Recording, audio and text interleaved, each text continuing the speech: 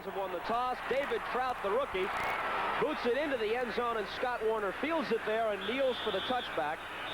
And despite the difficulties that Trout has had as a place kicker this year, his kickoffs have been outstanding. Most of them have not been returned. Most of them have been through the end zone for touchbacks. There is the Falcon offense. Lynn Kane and William Andrews, who's heading for another 1,000-yard season, are the backs. Wallace Francis, Alfred Jenkins, a spectacular year, and the second-year tight end, Junior Miller. And the offensive line, built primarily with high draft choices, 1s and 2s. First play from scrimmage, 20-yard line.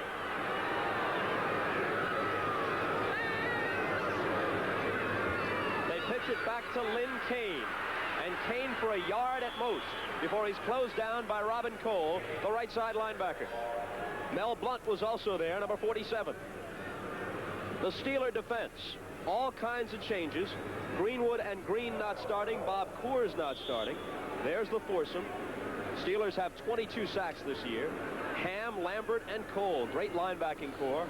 Woodruff and Blunt are the corners. Thomas and Shell are the safeties. Blunt with 49 career interceptions, the best of any active player. Second down, 9 yards to go. Andrews for the first down for Atlanta. For those of you who expected to see a game in your area other than the Falcons and Steelers, evidently there is a technical problem. Why you wouldn't be delighted to see this game, I don't know, but we're working on the problem, and you'll see your regularly scheduled game soon. Trump? Bob, we have two teams here, the Atlanta Falcons offensively and the Steelers defensively, who like to stand at the line of scrimmage and slug it out. The Atlanta Falcons offensive line are primarily man-on-man blockers, and the Steeler defense for years has been one of the most aggressive defenses at the line of scrimmage you can find. That's J.T. Thomas on the ground. William Andrews with that carry. He is the 5th leading rusher in the NFC with an outstanding per carry average. He just is unbelievable, 4.7. So we're still in the opening minute of the first quarter, and a timeout on the field. No score, Atlanta ball. Some numbers on the Atlanta offense, and we are looking at two of the more potent attacks in the league, although the Steelers have sputtered a bit of late. Atlanta primarily is William Andrews when they run it, and Bartkowski to Jenkins when they throw it. Ron Johnson, a former #1 draft choice for the Steelers, in his 4th year out of Eastern Michigan, replaces the injured J.T. Thomas in the Pittsburgh secondary. And William Andrews carries again. Stopped on the play by Gary Dunn and Tom Beasley. Even though the Pittsburgh Steelers defense this year has had its problems, one of their most consistent performers, that man right there, 58, Jack Lambert. Probably the premier middle linebacker in a 4-3 defense in the game today. He has led the Pittsburgh Steelers in tackles. Every year he has been back there. Of course, he's always been behind a great defensive line, which certainly helps. And an outstanding pass defender as well, with 3 interceptions this year. Undoubtedly headed for his 7th straight Pro Bowl appearance. On second down, 7. Lynn Kane slips and barely gets to the 35-yard line. So it'll be 3rd and long upcoming for Bartkowski and the Falcons. One of their points about Jack Lambert and the middle linebackers, or the linebackers in this game today, they are probably collectively the lightest you'll find on any football field. Ham at about 220, Lambert never more than 225, Cole at about 225, and I'll give you the weights of the Atlanta Falcon linebackers. They're like defensive backs as opposed to linebackers. J.T. Thomas evidently just shaken up. He has come back in, and Ron Johnson out. Alfred Jackson is in as a 3rd wide receiver, number 85 for Atlanta. Andrews the lone running back. 3rd down, 6. They go with the draw to Andrews, and the Falcons are going to have to punt.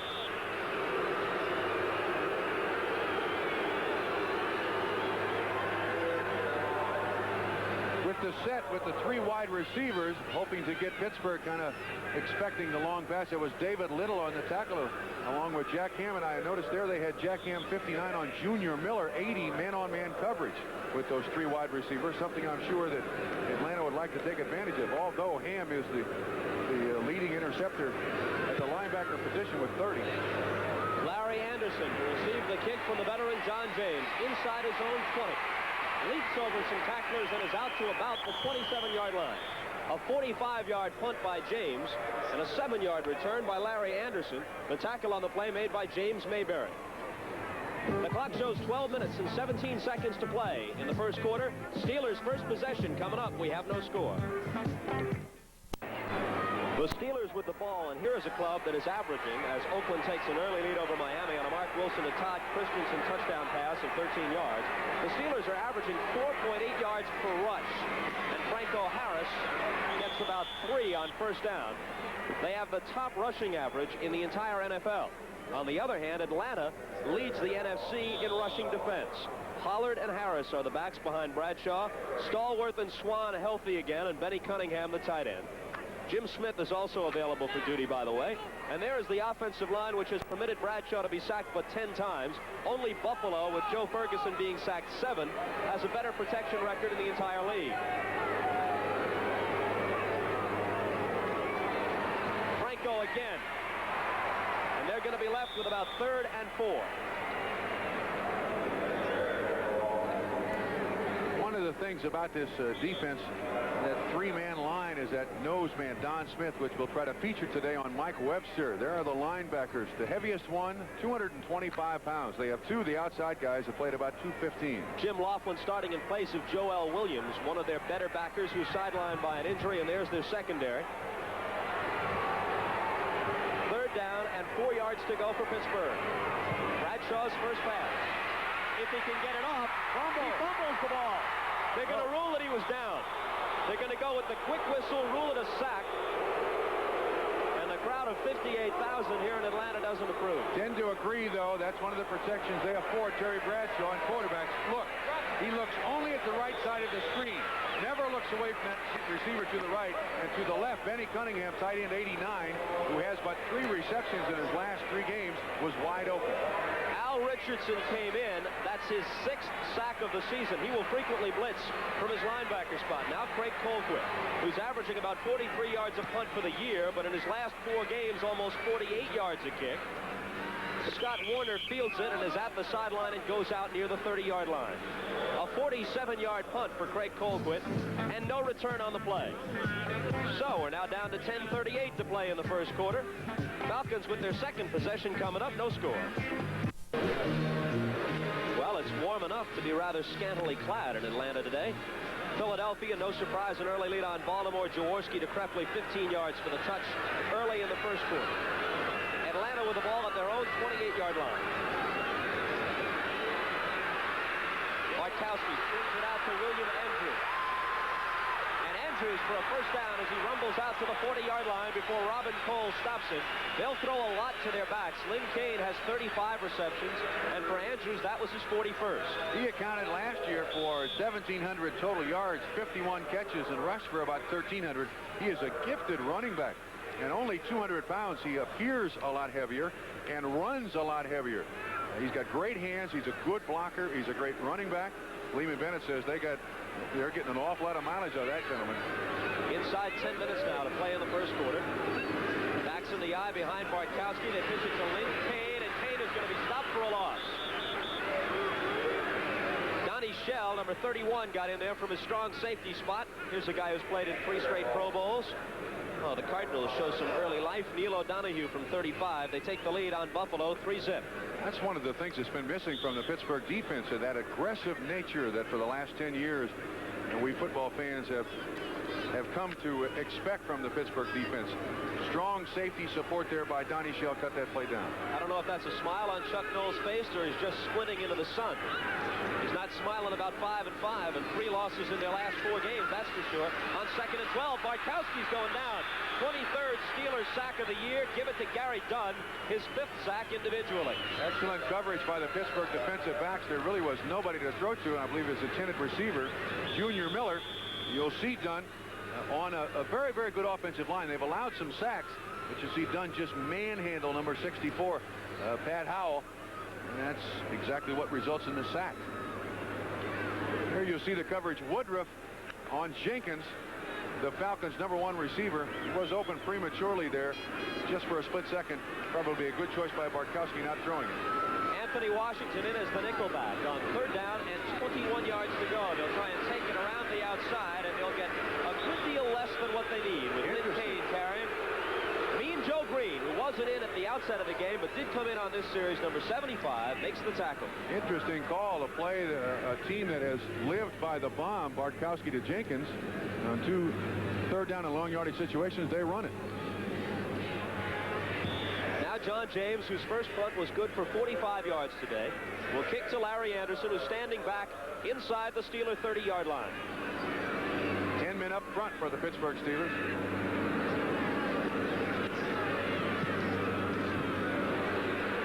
This one drives Anderson back to the 20. And a decent return out near the 32-yard line. 47 yards on the punt by James, and a 10-yard return for Larry Anderson. Timeout with 7:59 to play first quarter. Still zip-zip. Lehman Bennett, his team was 12-4 a year ago. This year with a number of close defeats. 16-13 to Philadelphia, 37-35 to LA, 27-24 in overtime to the Giants. Last week 17-14 to San Francisco. They've dropped to 5-5. Steelers come in with the same record. Bradshaw, play action fake to Pollard. Lots of time, throwing on the run, and incomplete. Intended for John Stallworth over the middle. Good job by the Falcons secondary, because Bradshaw had all the time he could possibly ask for. And his primary receiver was Lynn Swann. Good coverage by Bobby Butler of the Atlanta Falcons. And Bradshaw scurried around a little bit, came up with the alternate receiver. Look at this defense. 34 defense. Look at the 5.5-yard drop by the linebackers there. That's Kuykendall and Curry. It's a very, very aggressive defense, and you see that their first step is forward. When you get done with a football game with the Atlanta Falcons, you got bumps and bruises, because they really come at you. On 2nd and 10 from the 32, Franco Harris is out. He's replaced by Russell Davis. Frank Pollard carries for a short gain. So 3rd and long is coming up. And it's a decision for Chuck Noll rather than Terry Bradshaw. The Steeler coach is calling the plays these days from the sideline. And your old club Cincinnati continues to roll. Jim Breach from 37 early in the first quarter, a 3-zip lead on the Rams. That Cincinnati team has an uncanny ability against 4-3 fronts. They have not lost to a 4-3 front this year. I don't know what the reason is, but it's rather interesting. 7-3, and the AFC Central lead. The Steelers still have a game with the Bengals, however, coming up in Pittsburgh. And the Bengals have a brutal schedule the last 6 games, so the Steelers still harbor playoff hopes. 3rd down. Bradshaw's got Cunningham, and Benny Cunningham is in Atlanta territory across the 40-yard line. 27 yards on the catch by Cunningham. That's just, we got a flag on the play. Roughing the passer against Atlanta, so they'll tack 15 yards on. I was going to make the point that Benny Cunningham had been sparingly used the last 3 weeks, just 3 receptions. And if Terry Bradshaw had been lacking in confidence over the last couple of 3 weeks, that was pinpoint accuracy. Good touch on the football. Did an excellent job there. Here's Pat Haggerty. Personal foul, roughing the passer, number 65, defense, 1st down. Atlanta, Bob, in this 1981 football season, is the least penalized team in the NFL.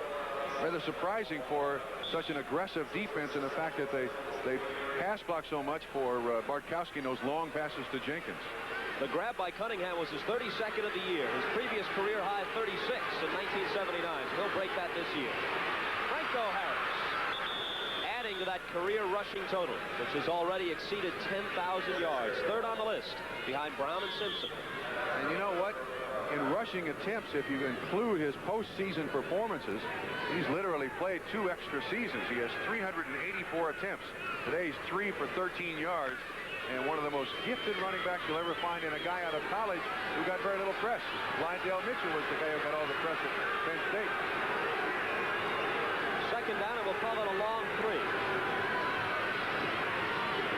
Bradshaw will put it in the air. Again has to throw on the run. Into the end zone, nearly intercepted. Bob Glazebrook was there on the coverage. Lynn Swann was the target. Tom Pridemore also there, number 27. Ball that should not have been thrown. I'm sure Terry Bradshaw is very happy not to be looking at an interception. Here's Webster, 52, on Don Smith of the Atlanta Falcons. Double team by 73 Wolfley. He is the secret to that 34 defense. He's got to control the line of scrimmage in the center. We'll watch that matchup all day. Now with 6:17 left in the quarter, John Rivetto hitting from 36. In the NFC Central, it's the Bears 3-0 over the Packers. 3rd down, 3 from the 18-yard line. I think someone like Benny Cunningham might be a good target in this situation. There's Cunningham. Touchdown, Cunningham, and a genius rating for trumping. Well, not really. Let me tell you why. That's an 18-yard touchdown. Inside that 20-yard line, Atlanta uses a type of defense with their small linebackers. They try to run man-on-man coverage with that tight end. And Cunningham, at 265 pounds, just manhandled the linebacker in coverage. And there's really nobody there. You see Glazebrook coming over deep in zone coverage. 6 points Pittsburgh. For Terry Bradshaw, his 14th touchdown pass of the year, the 8th consecutive game in which he has thrown for a score. For Cunningham, his 2nd touchdown reception. Here's David Trout, who has hit on 23 of 26 point-after tries this year. In the opener against Kansas City, we saw him miss his first 2, but he's got this one. So with 6 minutes and 11 seconds to play in the first quarter in Atlanta, the Steelers have grabbed the early lead. But of course, they had a big lead last week on Seattle and blew it. It's 7-0 now. The preceding announcement was furnished as a public service by the National Football League, and there are the numbers on the Steelers scoring drive. David Trout will kick off, and little 5'4" Reggie Smith is waiting in the end zone. You know, Benny Cunningham accounted for 45 of that 68-yard drive of those 2 pass receptions, plus the 15-yard penalty, and you got it in the end zone. Last week, David Trout couldn't practice before the Seattle game because of an injured knee. He's been able to practice this week.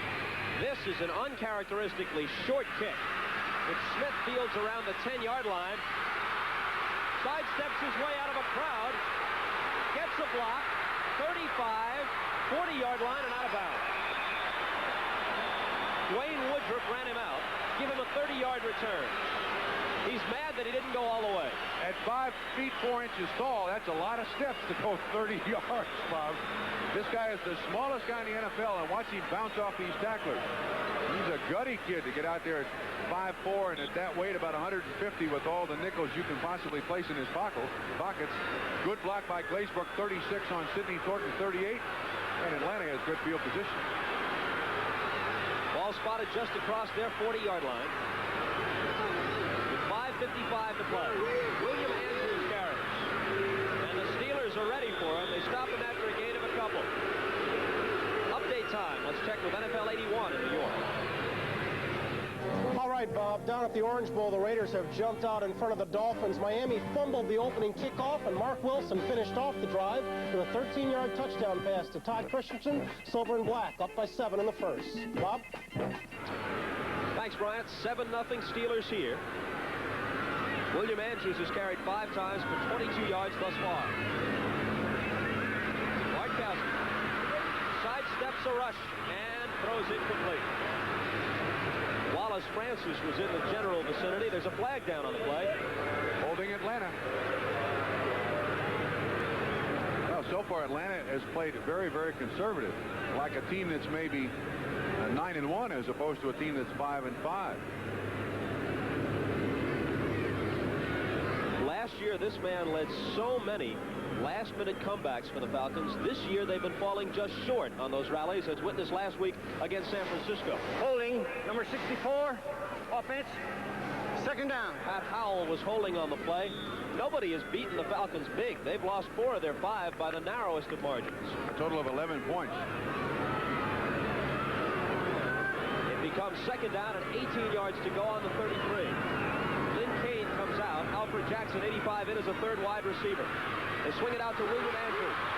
Andrews back to about the original line of scrimmage. It's going to be 3rd down and 10 coming up. Jack Lambert with the tackle. With these penalties, Atlanta's in a tough position with 2nd down and 18 yards to go. We have William Andrews in isolate. He makes a good catch here, but Pittsburgh is setting for that pass, and they'll concede the yardage in front of the linebackers and defensive backs.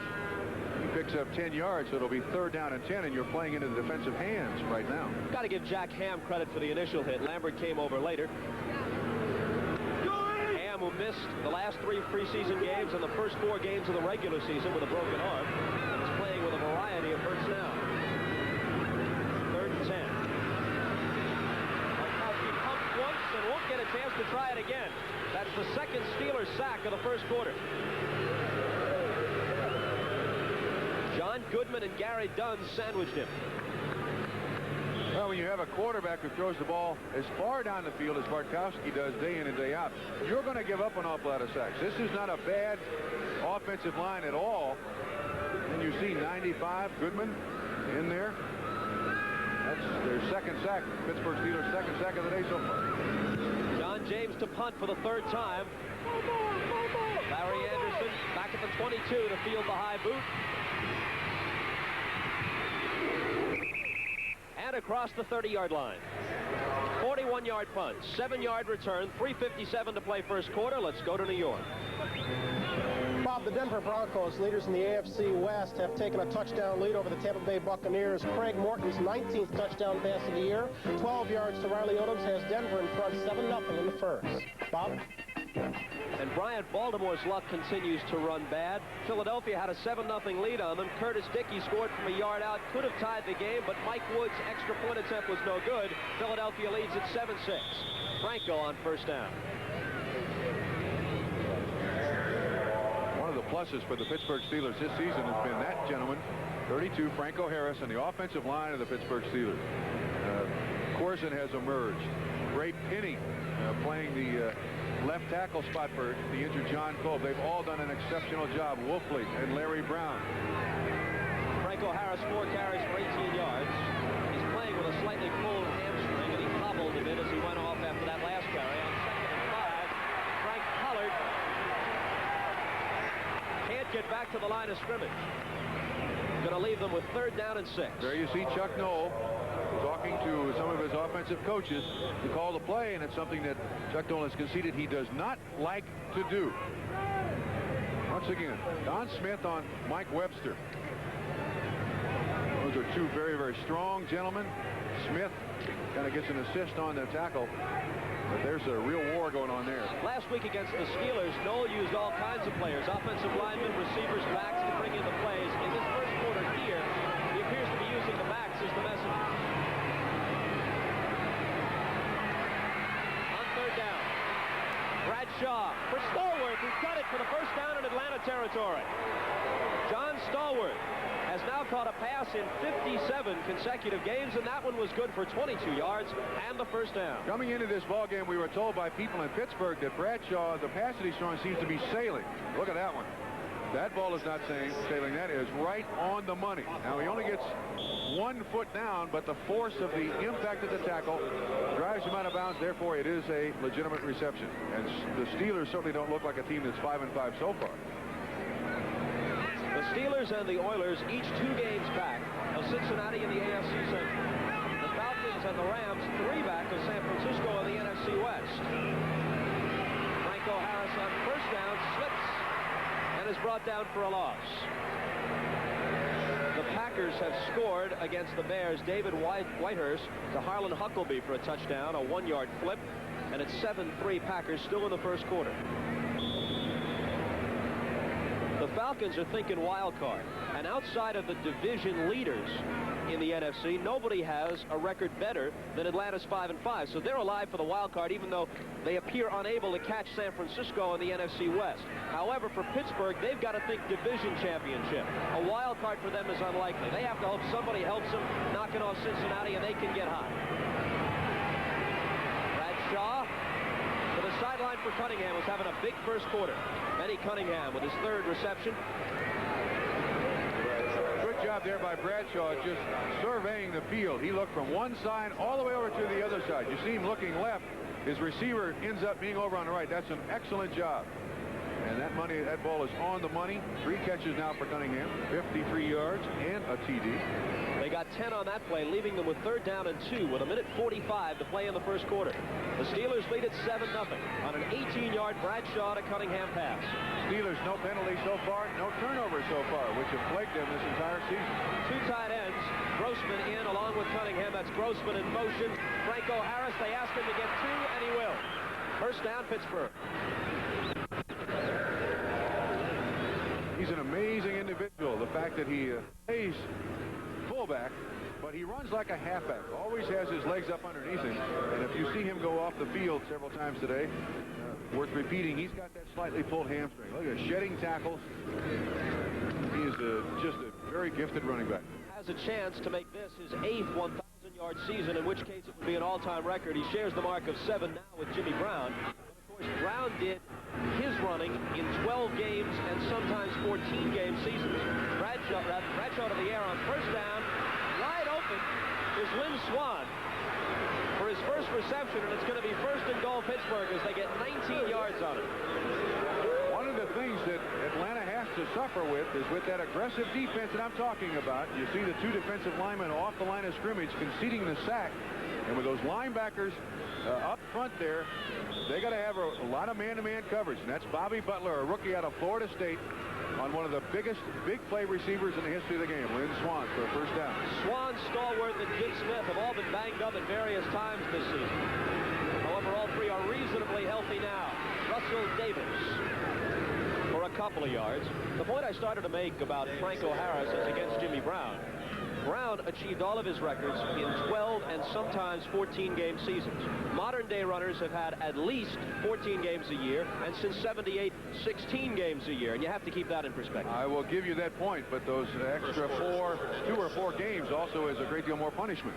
So I think it's to Franco Harris's credit that he has remained in the game at the level at which he's playing for that number of years. That's the end of the first quarter. So when we come back, it's going to be second down and goal to go for the Steelers at the Atlanta 6-yard line. At the end of one at Fulton County Stadium, the Steelers lead the Falcons 7-zip, and they're driving for more. And as you can see, the passing total is really where the Steelers dominated in the first quarter. Time of possession virtually equal. As we start the second quarter, it is second and goal at the 6-yard line for Pittsburgh. Bradshaw with the flip for the score. He held on. Touchdown, John Stallworth.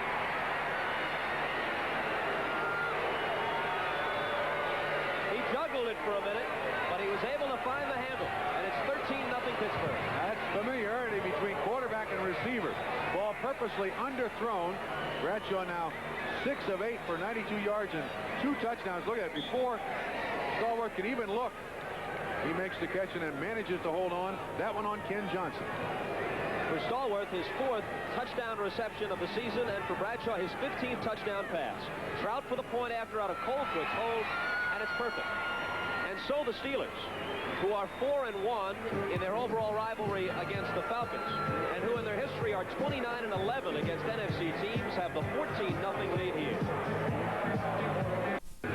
Terry Bradshaw now has 186 career touchdown passes. He's tied for 14th place on the all-time NFL list with Sammy Baugh.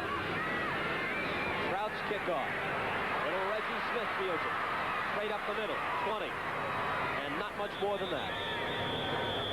Well, anytime you can get beyond the 20 on a David Trout kickoff, you're doing better than most teams do. 23 yards on the return for Smith.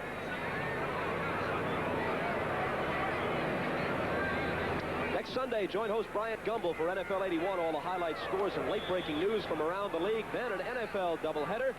And here are some of the games, which you'll see early on.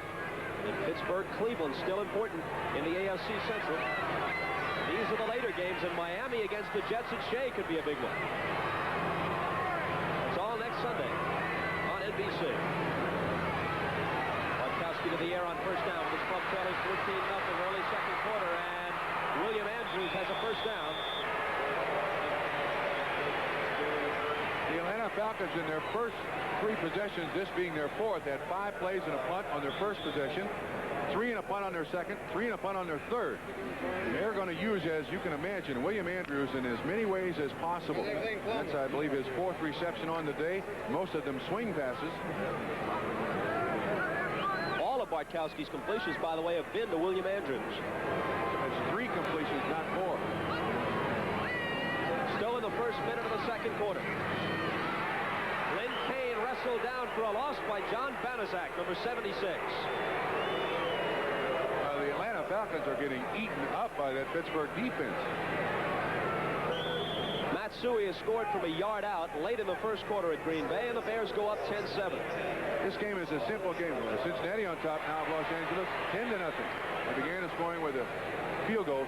As I was going to say, this game is a simple game to win or lose. You simply control the line of scrimmage. With X's and O's and standing up in a booth, easy to say, difficult to do. Second and 16. Bartkowski pumps once, looks back the other way, and has his man. His tight end, Junior Miller, makes the catch. Robin Cole drove him again, I make the point that Atlanta is in tough position here. There was 2nd and 16, and when you've got 2nd and 16 as an offense, you're really in trouble. You got to get good yardage on that first down to keep the nickelback situation out, the defense against you. Come in with 4 or 3 rushers, something like that. They're playing in a tough position so far in this first half. Anthony Washington in as the nickelback on 3rd and 8. Short drop, pass deflected, and it drops harmlessly incomplete. Falcons now 0 for 4 in 3rd down conversions.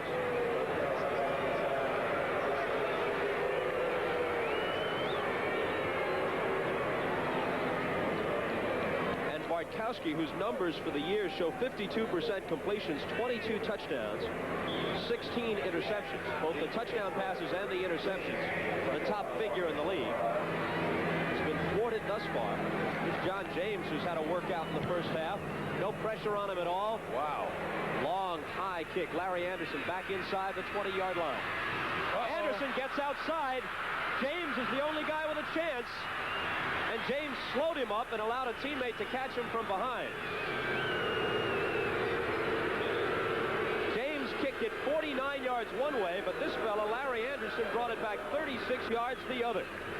Larry Anderson, you may recall, who set 5 Super Bowl records against the Rams back in Super Bowl 14 for kick returns. A dandy move here, and they're in Falcon territory. Lambert conducts a defensive clinic on the Steelers sideline. The Pittsburgh Steelers have had 3 possessions in this first half, scored on 2 of them. Ball spotted just across midfield.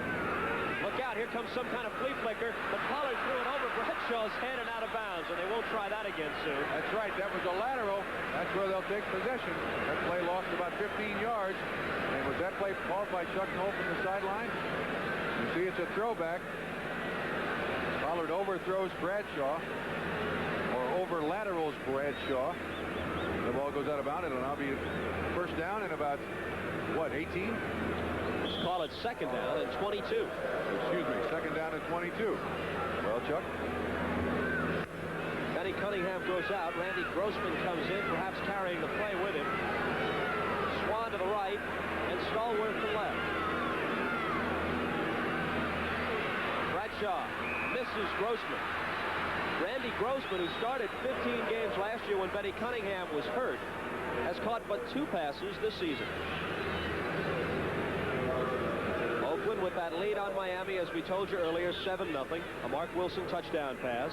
Denver is in front of Tampa Bay 7-zip, and John Smith has a field goal from 42 yards out. They're early in the second quarter up in Foxborough. A 3-0 lead for the Patriots on the Jets, and the Cardinals on a Neil O'Donoghue field goal continue to lead Buffalo 3-0 after being belted a week ago, letting Philadelphia score more than 50 points on them. Third 22. Bradshaw with time, steps up into the pocket and overthrows the ball, and it's intercepted. Intercepted by Kenny Johnson. And Johnson is back to about the 47-yard line. They're saying it's no interception, Bob. No interception. Well, I want to see the replay, Trump. Well, it appeared that when he had the ball, you'll see it from the beginning. They may be saying it is an interception, but he can't run with it, that he's down, Trump. Let's see what they say. No. I don't believe they even counted it as an interception. There you see the interception. And you see where the ball bounces. That's an excellent call by the official. They made the right call. No interception. You are right. They made the right call. The fans don't like it, but the replay shows it clearly.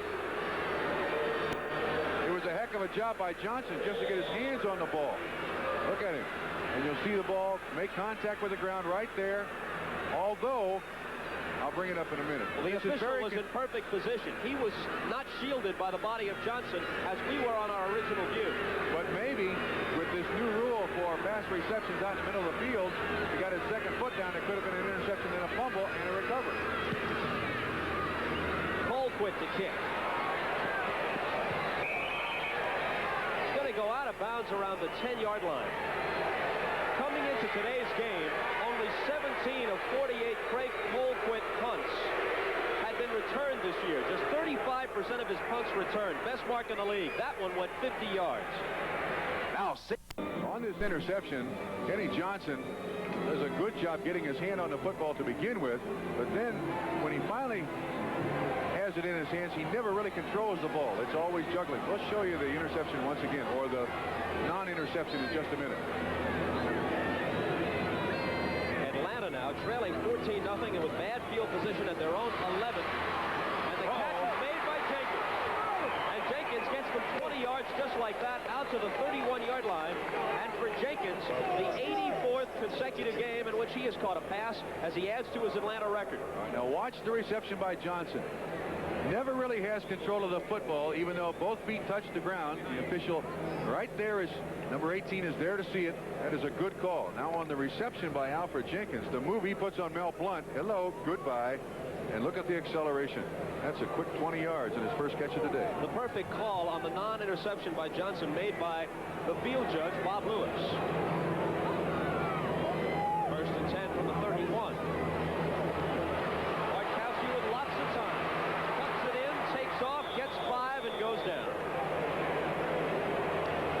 11 minutes and 30 seconds. Clock running, second quarter. Pittsburgh leads at 14-0. Here's Byron Day in New York. In St. Louis, the Cardinals are taking it to the Buffalo Bills. Here, Neil Lomax throws 2 yards to stump Mitchell. The Cardinals are now out in front of the second, 10-0. Let's go back to Bob Costas and Bob Trump. Buffalo, which absorbed the defeat on Monday night at Dallas, can ill afford to continue losing if they harbor any hopes of either catching Miami or coming up with an AFC wildcard spot.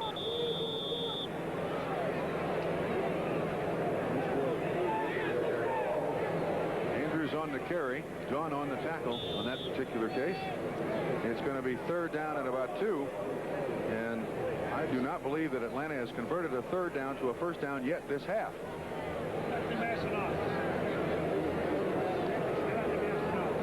Third down and a long 2. 10.5 minutes to play, second quarter. There's some confusion on Atlanta's part. Timeout. They've got a misformation or whatever, and this is a crucial third down conversion, as they all are, but this would be their first. So it gives us an opportunity to break away. We'll come back with a third down play right after this. An absolutely gorgeous day in Atlanta. The Falcons haven't enjoyed it thus far. They trail 14-0. They are yet to convert a third down. They're 0 for 4 in that department. Passing set by Atlanta, 3 wide receivers. Junior Miller, their tight end, out.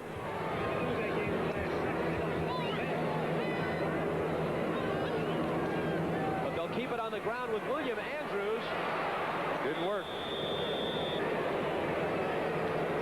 The 5th consecutive time they have failed to come up with the yardage they needed on third down. Watch number 50 of the Pittsburgh Steelers, David Little. He makes the play cut back inside, and then it's the pursuit's job to catch up with William Andrews. And that play didn't come close to working. Lawrence Haves was among those in on the tackle. David Little, of course, the younger brother of the former Miami great Larry Little. John James to punt, his 5th kick of the first half. He's averaging 46.5 on his first 4 punts today. Kind of a high snap, but he gets it away in good shape. Larry Anderson had an excellent return last time. Lets this one bounce, and they down it at the 25-yard line. 36-yard punt by James, but no return, so the net on that is acceptable. And remember, at halftime, NFL 81, all the scores and highlights of games around the country. The exact spot is the 27-yard line. Alaska loves them Blackbirds. That's a long commute. Colton Kuykendall, middle linebacker of the Atlanta Falcons, coached by Dick Vermeil at UCLA. Vermeil said at that time that Kuykendall was smarter than any of the UCLA coaches.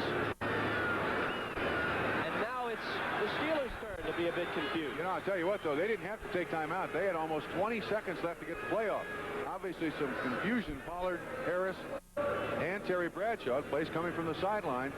That's one of the things that Chuck Noll does not like, and that is that there might be a miscommunication when the play comes in from the sideline. He would prefer Terry Bradshaw calling his own plays, but Bradshaw went to Noll last week and said, why don't you call it? He has been asking Terry to look for the short stuff more. Look tight end, Los Angeles has scored. Frank Corral, 22-yard field goal, now trail 10-3.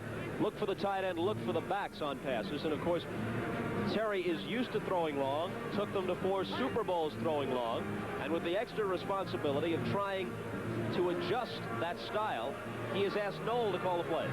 I think the main reason, though, that Chuck Noll, he wanted it to be a subtle change, and I think the reason that he wanted Terry Bradshaw to go away from forcing the ball into coverage was to cut down on turnovers, fewer interceptions, not put the pressure back on the defense that Noel, I believe, has, at the beginning of this season, had very little confidence in. Teams had been doubling Swan and Stallworth, or Jim Smith, as the case may be, and giving him the backs.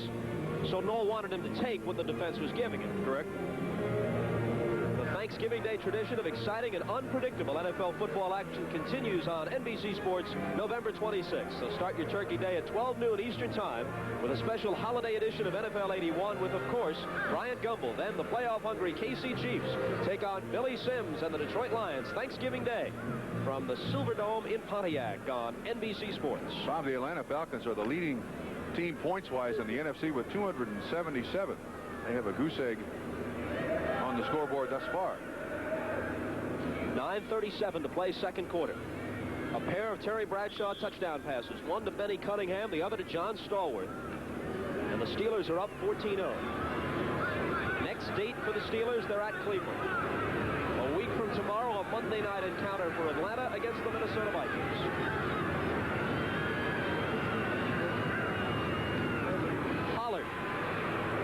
Struggles across the 30-yard line. Time for another update. We'll be back with a Steelers second down play after this. Okay, Bob. In Oakland, Mark Wilson has just run a 37-yard touchdown pass to a man that a lot of folks have been seeing a lot of lately. His name is Bob Chandler. The score now 14-zip. Raiders out in front. All right, thanks to Byron Day, Bob Costas, and Bob Trumpy in Atlanta. Second down and 6 coming up for the Steelers at the 31-yard line. Steelers still have not had a penalty in this first half. Franco Harris just to the line of scrimmage. Third and long coming up. There's that aggressive Atlanta Falcon defense. You see Laughlin, watch Don Smith, 65 on Webster. That's a trap block by Corson, and he stands Corson up, which is no easy task. Corson probably the strongest man on the Pittsburgh Steelers offensive line, and he beats the trap, closes the hole there to make the tackle. Franco Harris, as you look at Steve Bartkowski, wondering how he's going to get on track here. Franco Harris is averaging 14 carries per game this year, considerably beneath his career average of better than 20 carries in contests. So they're working him less at this stage of his career. Third down and long, and Bradshaw completes the pass very close to what they needed for the first down. Let's see where they're going to spot it. Pollard made the catch. Buddy Curry made the tackle. That was a pass? I've seen Terry Bradshaw throw an awful lot better. That one appeared to be almost end to end. I don't believe anybody touched the line of scrimmage. And they're short of the first down. You see the force on this pass. Well, he didn't throw it that bad. I must have seen a mirage. I thought there was a lot more wobble on the football, but he threw it correctly, and that he threw it low, so there was no chance of an interception. They measure, and they're short. I don't know how I said that with such assurance, since the measurement shows that he was short by 2 inches. Rick Danmeyer from 35, and the Vikings, with a record of 6-4, lead the 3-7 Saints 3-0. Saints' problem is they can't play the Rams every week. 2 of their 3 victories at the expense of L.A. Here's Colquitt to punt on 4th and inches. Colquitt has punted twice for an average of 48.5. He had a 63-yarder last week at the Kingdome in Seattle. You know what he does best is kick away from the receiver back there. He'll angle it one side or the other to try to cut down on the returns. He's very, very good at that. Kicking this side this time. As we said earlier, very few of his kicks have been returned at all. And he has Warner walking a tightrope, but evidently he stayed in and gets back to the 20-yard line. This telecast is presented by authority of the National Football League, and it's intended for the private use of our audience. Any rebroadcast or other use of this telecast without the express written consent of the Atlanta Falcons and the National Football League is prohibited.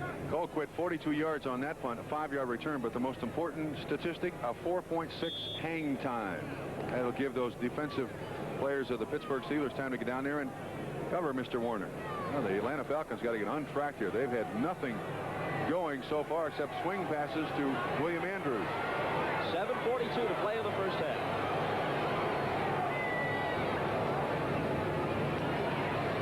Speaking of which, here's another little swing pass to William Andrews, and he turns it into a good gain on first down.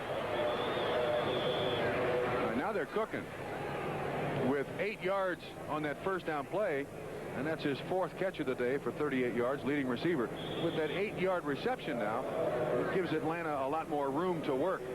You'll see the blocking out in front. Excellent job. And Mr. Andrews, when you give him a block, he's going to get some yards. Second down and 2. A long 2. Donnie Shell and Jack Lambert on the tackle.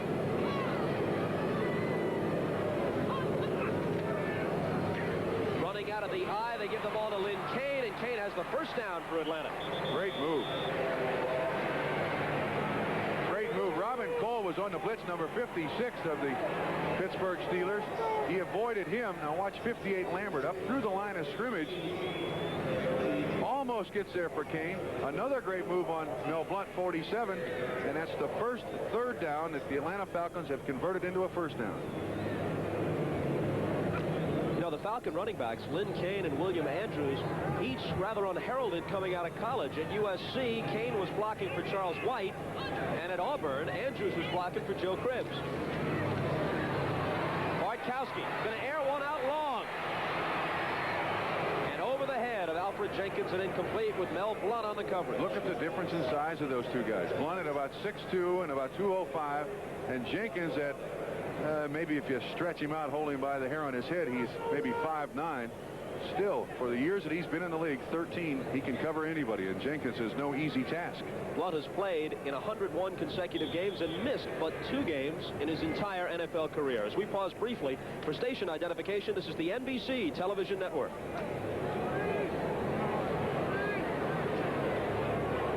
WJAC-TV, Johnstown.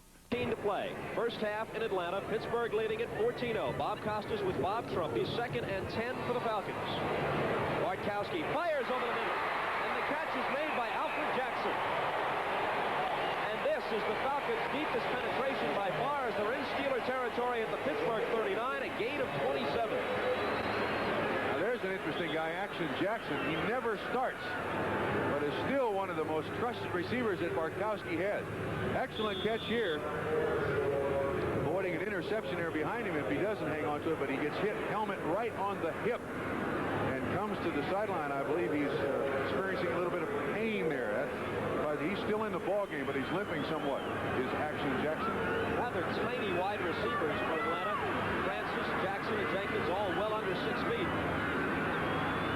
Bartkowski again to the open. He got his man open, but he threw it over his head and incomplete.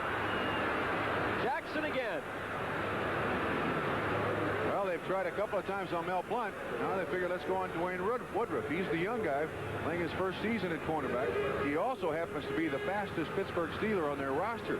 Runs about a 4.4 40, and he has been tested by a great many running backs. Look at that spiral. Look at how tight that spiral is on that pass. And Jackson looking right back into the sun. Bartkowski now 7 of 10 for 96 yards.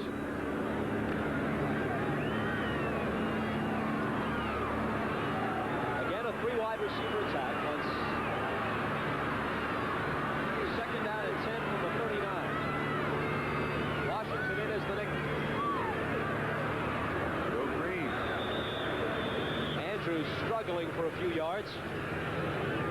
They have gone to the well on that particular play several times. And I don't believe it's worked yet. Joe Green on the tackle there. You'll see looking right at the center, Jeff Van Note. It's a delay.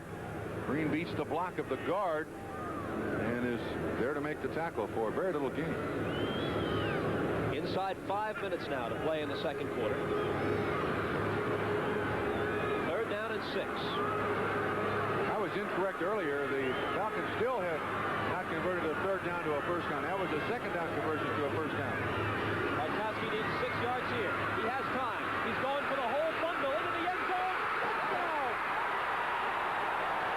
And he found Jackson for the score. Over Dwayne Woodruff.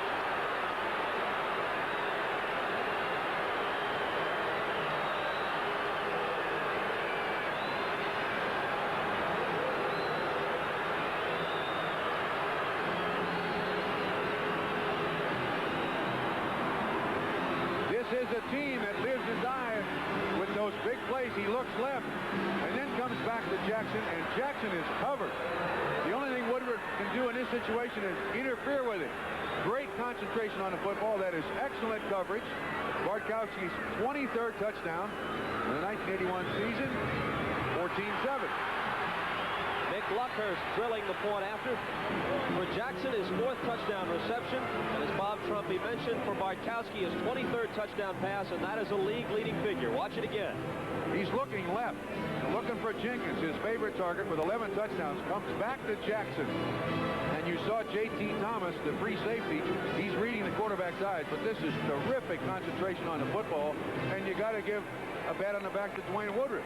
That is great coverage. You can't ask a defensive back to cover a receiver any better. But somehow Bartkowski put it in there. He appears to be better throwing the ball 40 yards down the field than he does 10 yards down the field for accuracy. Falcons go 80 yards in 7 plays, 62 of those 80 yards on a couple of completions to Alfred Jackson, including the touchdown pass. And of course, NFL 81 is coming up at halftime with Bryant Gumbel. Not only all the scores, but highlights from around the league. And again, there appear to be some potential surprises brewing. Cardinals out in front of Buffalo at last report 10-0. Mick Luckhurst, the Falcon rookie to kick. Larry Anderson and the newly acquired Rick Moser are waiting deep for the Steelers.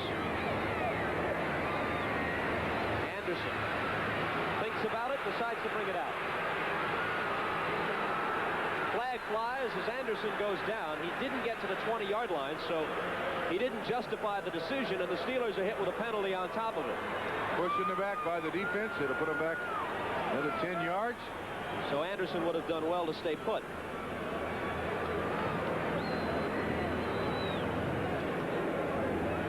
Pat Haggerty, the referee, talks it over with his crew.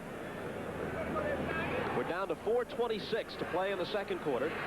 The Steeler lead has been cut in half to 14-7. Here's Pat Haggerty. That's right, Pat. Come out center stage. Illegal block in the middle of the back, number 62 on the offense. Personal foul, number 55 on the defense. We will replay. Oh, they'll kick it again. Now that will certainly favor the Pittsburgh Steelers. Make the Atlanta Falcons run another 50 yards down the field. Here's some scores for you, kids. Well, Oakland ups their lead on Miami to 14-0. Denver continues to lead Tampa Bay 7-zip. The John Smith field goal holding up at Foxborough. Cardinals still with a 10-0 lead on the Bills at Busch Stadium in St. Louis. A missed extra point is the margin so far, with Philadelphia leading Baltimore. Cincinnati's 10-0 lead cut to 10-3, and that's the way it remains so far. And Minnesota on the Rick Danmeyer field goal leads the Saints. Chicago on the Matsui touchdown run is in front of Green Bay in the second quarter. And that's all we got. Just a point. Didn't the owner of the Baltimore Colts, Mr. Robert Irsay, guarantee a win over the Philadelphia Eagles today? He did mention that. Of course, he mentioned that before they lost, what was it last week, 41-14 to the Jets? To the Jets, correct. And Philadelphia's tacked on another score. Wilbert Montgomery, a 5-yard touchdown run, making Mr. Irsay's dream less likely, 14-6. Mick Luckhurst, the rookie out of California, who took Tim Mazzetti's job away this year. Anderson, and this time discretion is the better part of valor, and another flag is down. That's why he took away Tim Mazzetti's job. Luckhurst can get the ball in the end zone. Mazzetti could not.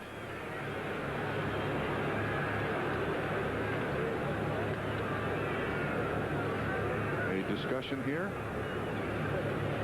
Dave Moss, the umpire, is number 9, and Pat Haggerty, the referee, talking with him. I think what they're trying to determine is whether it's while the kick is in the air or post-possession foul. Let's see what happens here. Disregard the flag. Okay, we'll do that. The Atlanta crowd is in an ill humor. They didn't want to disregard the flag. This is the first time they've been here in Fulton County Stadium to see their Falcons play in the last 3 weeks. They've been on the road for 2 weeks, so they want to make sure that they get their money's worth. Harrison Pollard of the running backs. Randy Grossman remains in at tight end with Benny Cunningham out. No reports so far as to a Cunningham injury. Bradshaw. Oh. Pat Swan but he couldn't hold it. Bobby Butler, the left cornerback, the #1 draft choice on the coverage. So far, Bradshaw's thrown the ball very, very well. Excellent. Those 2 touchdowns, and he was on the money there to Lynn Swann. Ball underthrown on purpose to Lynn Swann. Swann had to come back for it. You know, you talk about the absence of guys like Stallworth, Swann, Jim Smith, who have all been out from time to time. That not only hurts Bradshaw during the games when he doesn't have those people to throw to, but hurts him during the week in practice because his timing is off because those guys can't practice. Excellent point. You are right on. That's going to have an adverse effect on the football field every Sunday. 2nd and 10 at the 20 with 4:14 on the clock. Steelers lead at 14-7. Give it to Pollard. Pollard for about 4, leaving them with 3rd and 6. Pollard has averaged 5 yards a carry this year, and the Steelers as a team have averaged 4.8 every time they put it on the ground. Watch Buddy Curry here, number 50, and those linebackers, how they try to go forward at all costs to make the tackle. They're lining up about 5.5 yards deep, and they want to get to that spot when that ball comes through. Pittsburgh 4 of 7 of 3rd down conversions. They'll have their 8th chance here. They need 6 on 3rd down for the 24. Bradshaw ducks the rush, but can't get away ultimately. Down he goes.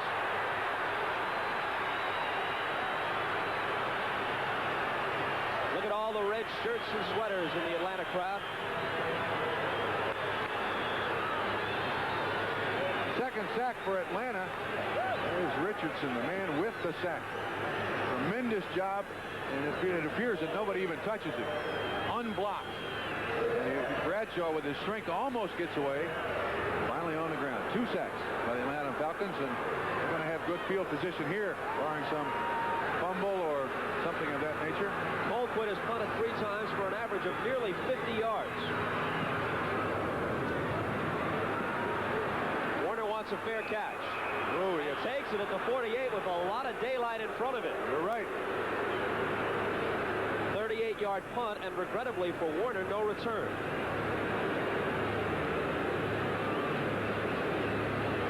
Let's take a look at the scoreboard with 3:03 remaining here in Atlanta. The Jets have scored, and they go in front of New England 7-3. Bruce Harper, a 4-yard touchdown run. They are late in the first half at Foxborough. New Orleans ties Minnesota at 3-3 on a Benny Ricardo field goal of 24 yards. About 4 minutes to play in the first half in that one. Benny Cunningham, we're told, has a slight groin injury. They don't know whether or not he'll be back. Randy Grossman has played the last couple of series. Lynn Kane for about 3 on first down. Robin Cole among the tacklers.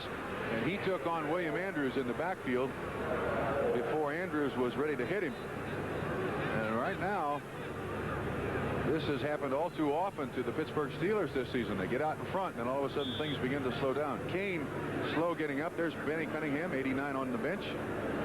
Certainly need him. Randy Grossman has not played much this season. There you see the time remaining, 2.5 minutes.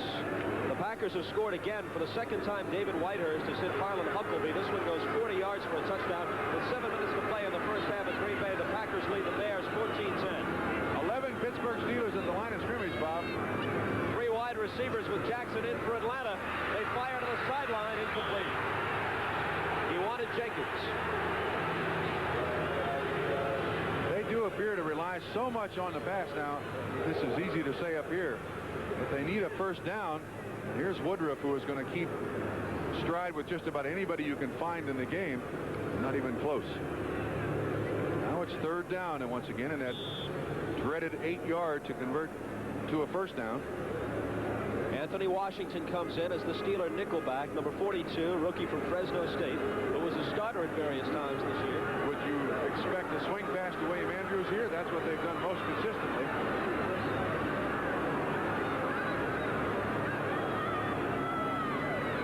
In motion, Alfred Jackson. There it is, little pop to him over the middle for the first down. Great catch. He was just kind of loping along in slow motion, and all of a sudden a burst at the snap to get into that little open area for the first down. Outstanding catch, too. This ball is thrown low. Look at him. He has to stretch out to get it. Still keeps balance enough to get by the initial tackler and make the first down. J.T. Thomas on the coverage there. Had the connection been perfect, Jackson might have had some running room. We've reached the 2-minute warning. We'll come back to Atlanta after this. Well, the Falcons cashed in on third down that time, and as I started to say before the commercial, had Jackson caught that pass in stride, he might have gotten about 20 yards of it. As it was, he stumbled, but still got enough for the first down. With 2 minutes to play. Atlanta trying to draw even before halftime, or at least get close enough for a Luckhurst field goal. Again, they pop it over the middle. This time it's Andrews, who breaks through tackle and lunges inside the 25.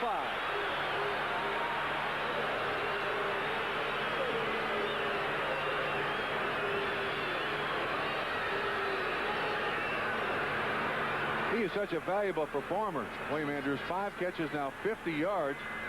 And you see all 3 linebackers of the Pittsburgh Steelers there for the tackle.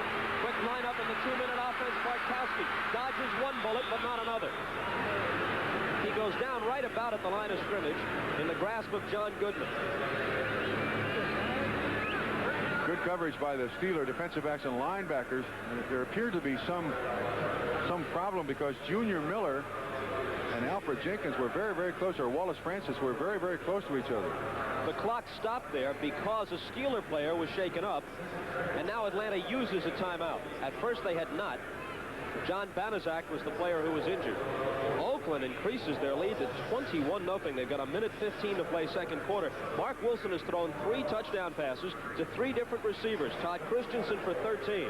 Bob Chandler, who has come back from that injured spleen, for 37, and Derek Ramsey for a yard. 21-0 Oakland. The Raiders 4-6. The Dolphins 7-2-1 before today. Bob, normally in years past, the Pittsburgh Steelers right now would come up with a big defensive play. That is an 11-man, 11 people on the line of scrimmage, an all-out blitz or something of that nature. I wonder if that's what they're considering here. Well, counting the 4 Super Bowl victories as well over NFC teams, they're 29-11 against the NFC since they left the National Football League and went over after the merger to the AFC. I'll give you one on the other side of the coin. The Pittsburgh Steelers are 1-7 in their last 8 games on the road. And the final, including this game, of the final 6 games they play, 4 of them are on the road. For some reason, this team in the last year and a half has not really played well on the road. Each team had to use a timeout during this half because of confusion at the line of scrimmage. So now the Falcons are down to 1 timeout, and Pittsburgh has 2 remaining. A minute 25 on the clock. Up the middle. If he can get it off, he fires for the end zone, and nobody's there. Jenkins was the target. Woodruff had him covered well. And Bartkowski played directly into the Pittsburgh Steeler hands. They're running a double rotation zone. You see Woodruff funnel the receiver outside. He'll stay with him to a certain depth, and then he's somebody else's responsibility, but Bartkowski just throws that away. He's thrown 16 interceptions, most in the NFL this season. Well, the ball right now at the 24, if they get no closer, would leave Luckhurst with about a 41-yard field goal. I would look for something, the sort of a delay over the middle to Alfred Jenkins, 84, up underneath the coverage.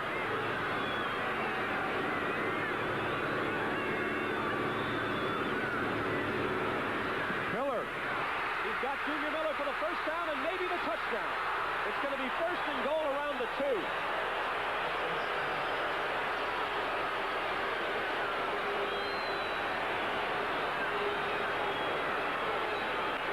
Yards on the pass and run. This is a play up underneath. It is Jack Lambert on coverage, and he just gets kind of spun around. Junior Miller, 22 yards and a first down. And I believe Pittsburgh takes a timeout because Atlanta was going to the line of scrimmage without a huddle. And watch Alfred Jenkins here, trying to make a block on Jack Lambert, number 58. That's just a missed coverage by Jack Lambert and trying to take advantage of that underneath coverage. The double rotation zone once again. Linebacker coverage on the tight end. Very, very few linebackers in the NFL, if any, play the pass any better than Jack Lambert, but they beat him that time. Well, when Atlanta relies so much on William Andrews, Lambert is in the unfortunate position of first checking run, making sure that it's not William Andrews up the middle or on a swing pass. Then his second responsibility is the tight end. And Junior Miller just got up underneath him, and it's good for 22 yards and a first down. Well, we expected a good one when we came to the ballpark today. Pittsburgh jumped out in front 14-0, and we thought perhaps we might have the makings of a rout because Atlanta was doing nothing offensively, but they have gotten their act together late in the second quarter. They've got a real good chance to send it to the locker room tied. And we kind of expected maybe a 30-27 type ball game before all was said and done. Greg, 1 point last week against the Seattle Seahawks. The Steelers did all their scoring in the first half. Did not score a point in the second half. They were leading 21-3, lost 24-21. We'll go to Bryant Gumbel at NFL 81 in New York at halftime, which is 55 seconds away.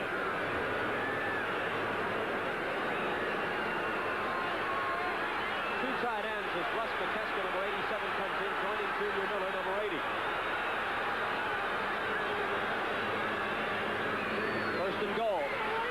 William Andrews just to the line of scrimmage. Loose football. Pittsburgh. The Steelers have it. Donnie Shell comes out of the pack with it. The big plays in 1981 have more times than not seemed to have gone against the Pittsburgh Steelers. This time, Ron Johnson, number 29 on the hit, I do believe jars the ball loose. There you see the ball loose, 29 along with Lambert and 59 Ham and Donnie Shell. Johnny on the spot for the recovery. And a sweep wide right behind Mike Ken, their best offensive lineman. There you see the hit. Looks like helmet on the football, ball loose on the ground, 31 on the recovery. First and 99 for the Pittsburgh Steelers. Well, they'll be happy to just let 48 seconds run off the clock, I'm sure, and keep that 14-7 lead. Bradshaw just holding onto the ball. Looked like Robin Cole's hit. Jarred the ball loose from Andrews, and then Donnie Shell with the recovery. The 26th Atlanta turnover of the season. I apologize. I gave credit to Ron Johnson. Johnson was also there. He was part of the hit. Johnson and Cole got him, and the ball came loose. Good. A bunch of them there, huh? The clock is running, and nobody is anxious to stop it. The game clock is ahead of the 30-second clock, so they don't have to snap it. And Atlanta doesn't have a timeout to take. That's it. So the Falcons looked as if they were going to go to the locker room with a tie. Instead, they're trailing at 14-7. That's the end of the first half. With the score, Chuck Noll Steelers 14, Lehman Bennett's Falcons 7. This 1981 National Football League game is brought to you by the new Chrysler Corporation. For 1982, Chrysler has the cars, the quality, and the prices America needs. By Old Milwaukee Beer, the beer that tastes as great as its name. Old Milwaukee Beer. By Radio Shack, the biggest name in little computers.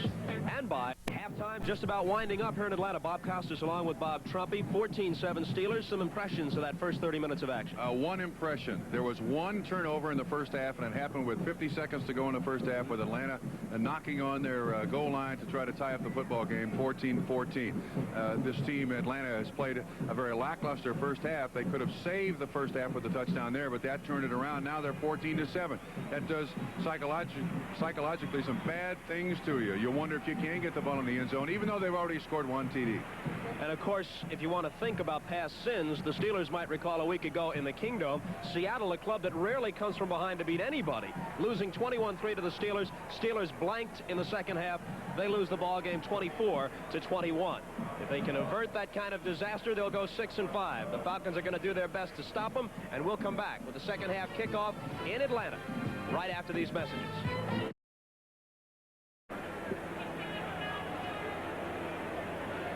Still a beautiful day in Atlanta. It was 66 degrees at game time, and I doubt that it's more than a couple of degrees less than that right now as Terry Bradshaw warms up on the sideline. He threw 2 touchdown passes in the first half. The first one to Benny Cunningham, the second to John Stallworth. At that point, the Steelers had a 14-0 lead. Steve Bartkowski came back, and he hit Alfred Jackson for a touchdown pass, the 23rd scoring strike for Bartkowski this year, top figure in the NFL, and he had them down at the 2. With first and goal after a pass to Junior Miller in the last minute of the first half, but William Andrews fumbled. Donnie Shell recovered, and the Steelers cling to the 1-touchdown lead as we prepare to start the third quarter. That is the Atlanta Falcons' 31st fumble on this season. They've now lost 15 in the first half. Bartkowski was 11 of 16 in the passing department for 174 yards, and 5 of those went to William Andrews out of the backfield. Bradshaw, 7 of 12, 109 for 2 touchdowns, as you said. Only 1 turnover. What an untimely turnover, as they all are, but never more than that one. 50 seconds left in the first half on the 1-yard line. Luckhurst to boot with Anderson and Moser deep. Moser lets it bounce.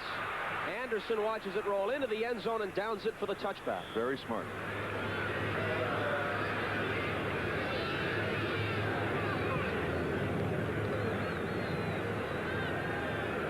Nick Luckhurst has done his job. He pins him down at the 20-yard line. Bradshaw's backs as we start the third quarter are Pollard and Harris. Now you'll see a change amongst the receivers.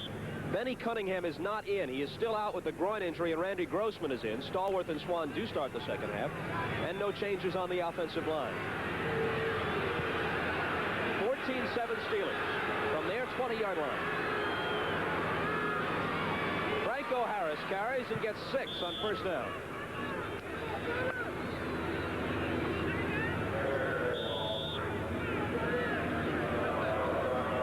Smith and Merrow. And Smith, as we mentioned, one of the most underrated nose tackles in the entire league.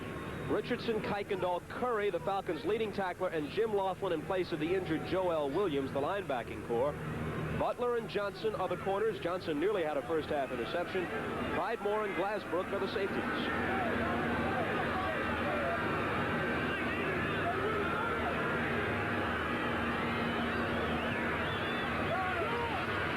To Russell Davis, and Davis, who's averaging 6.6 yards a carry in limited duty, gets the first down for the Steelers. This Pittsburgh Steeler offensive line in the matchup between Mike Webster and Don Smith, the noseman of the Atlanta Falcons. Watch once again, and you'll see Webster blocks back. Corson on the block, and he gets Smith out of the way, and Davis up through there, tackled by Buddy Curry, number 50.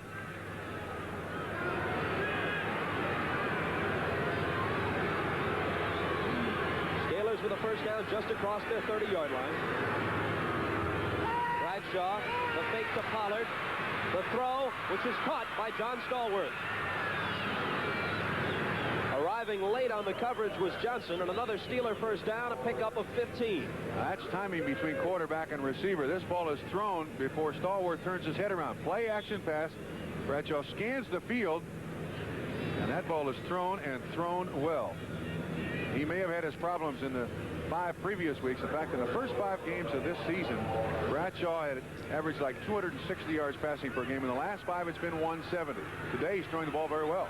The word from the Steelers sideline, Grossman's going to go the rest of the way at tight end, but we may see Cunningham in short yardage double tight end sets. Davis juggles the ball, picks it up on a bounce, and gets to the 49. Buddy Curry makes the stop. I think it's safe to say that so far in this football game, the ball has bounced for the Pittsburgh Steelers. See that jab step up, I think, destroyed some of the timing, although it's probably designed that way, but he's a little bit different than Franco Harris. He's now had 3 carries for 11 yards. And it's second down and 7.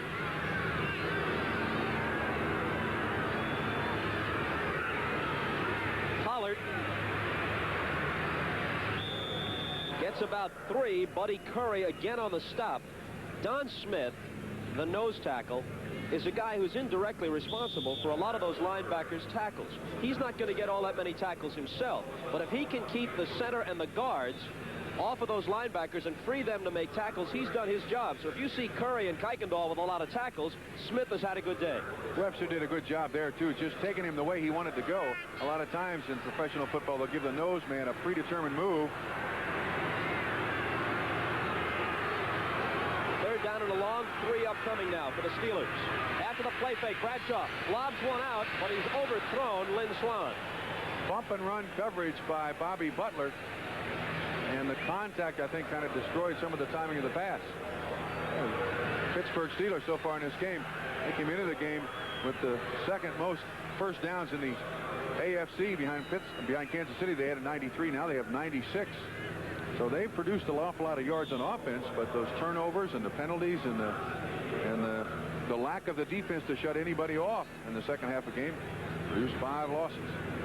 Kenny Johnson is now the deep man. Earlier it was Scott Warner, and Warner called for a fair catch when he shouldn't have late in the first half. Perhaps that's led to his being replaced by Johnson. Colquitt trying to angle one for the sideline. Johnson comes up the field and fumbles the ball. Nothing but white shirts there, and the Steelers have it.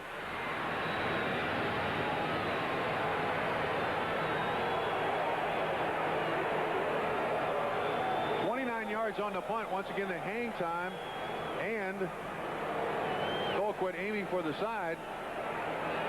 And there is a tendency, I believe, on every coach's part in the NFL to at times overcoach. And when you take Scott Warner out, a guy who has been a solid performer as a punt returner, you're going to be second guessed. Obviously, Lehman Bennett's got to answer to that now. There's their turnovers. In the first half with a turnover, start the second half with a turnover. Zach Valentine, reserve linebacker, recovered the fumble for the Steelers. Now a chance to build on the 14-7 lead. Bradshaw goes right to the air, lobs to the corner. He's out of the end zone. Stallworth incomplete. But he did catch it. Yes, that's evident. He did, yes. Boy, oh boy. It's not a bad catch at all. You'll see that he's about 5 yards out of the end zone, but this is still an outstanding catch. And watch, he kind of taps his feet, thinking that he may still have a chance to stay in bounds. But sorry, John. Stallworth has extended his streak today. Alfred Jenkins extended his to 84 consecutive games for the Falcons. 11-11 to play third quarter.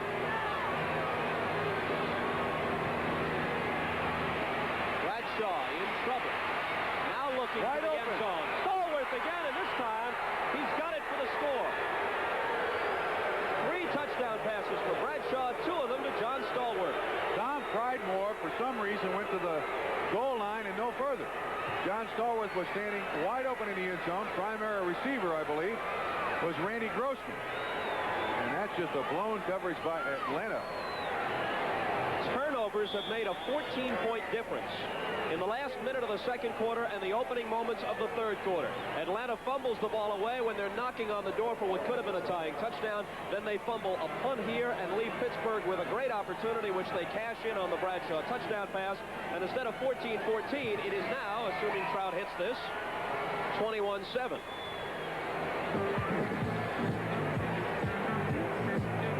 John Stallworth has caught 4 passes today for 63 yards, 2 of them for touchdowns. The Steelers lead it by 14. Economizing on time, the Steelers required just 12 seconds to score in 2 plays after recovering the fumble.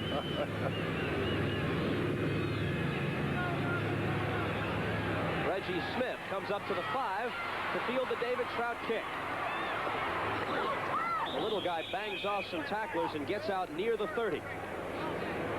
Here's the touchdown pass again. Bradshaw to Stallworth. You'll see that he looks down the middle for Randy Grossman, and you can also see the feet of Tom Pridemore not going into the end zone. Look how open he is. He's 7 yards open. Wow. Special teams play has cost the Falcons this season. They had a blocked punt, which hurt them against the Giants. They had 2 Leroy Urban punt returns for touchdowns against the Rams. And here the fumble punt by Johnson has led to a Steeler touchdown. And Scott Warner is healthy. There's nothing wrong with it. And there goes the little flip out to William Andrews for a first down. 6th catch now for Andrews on the day. He's been their most consistent receiver. But you're going to have to throw the ball a little more farther down the field. 62 yards now as you look at the offense. Kane and Andrews the backs. They do very little backfield substituting. Francis and Jenkins with Junior Miller as the tight end. And we'll also see Alfred Jackson again in the second half on 3 wide receiver sets. And there's the offensive line. I get the feeling that this Atlanta Falcon football team is waiting to rip off several games in a row like they did last year. They won 9 straight. And they seem to be just waiting for something to happen instead of making it happen themselves. Lynn Kane breaks outside after the middle is clogged up, turns the corner, and is in the Steeler territory.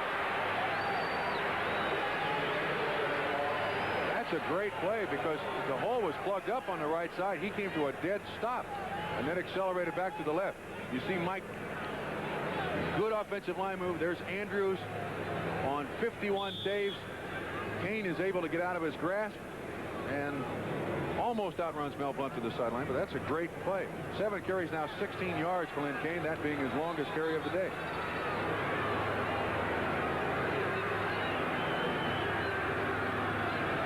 First and 10 from the Steeler 49. Barkowski with lots of time uses it to go deep. And again, they had the coverage in good shape. Woodruff was there, number 49, covering Alfred Jackson. And now they're faced with that tough situation. They're 2nd and 10. He's looking to the sideline for the play to be called in. Wallace Francis. Right. Wallace Francis will bring it in. Goodman, Beasley, Dunn, and Banaszak start the second half, although Mean Joe Green played some in the first half. Ham, Lambert, Cole, the linebackers. I think Lauren Taves is playing linebacker now for the Steelers, and I do believe Robin Cole is out. There's the defensive backs. 51 is in there. We've had no report on Robin Cole as to the extent of any injury he might have. Well, you hardly miss a beat when Taves comes in for Cole.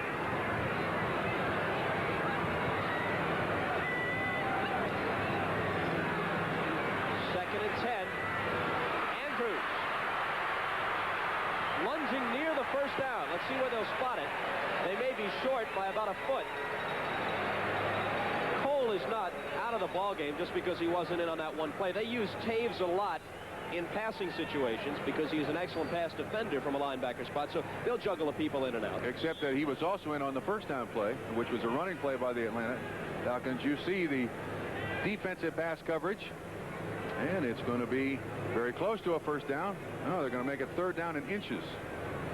Andrews now 7 receptions, 73 yards on the afternoon. All right, let's get this linebacker situation straight as Denver scores on a Larry Canada run of a yard and goes up 14-7 in that ball game, and Kansas City a 10-0 lead on Houston in the second quarter.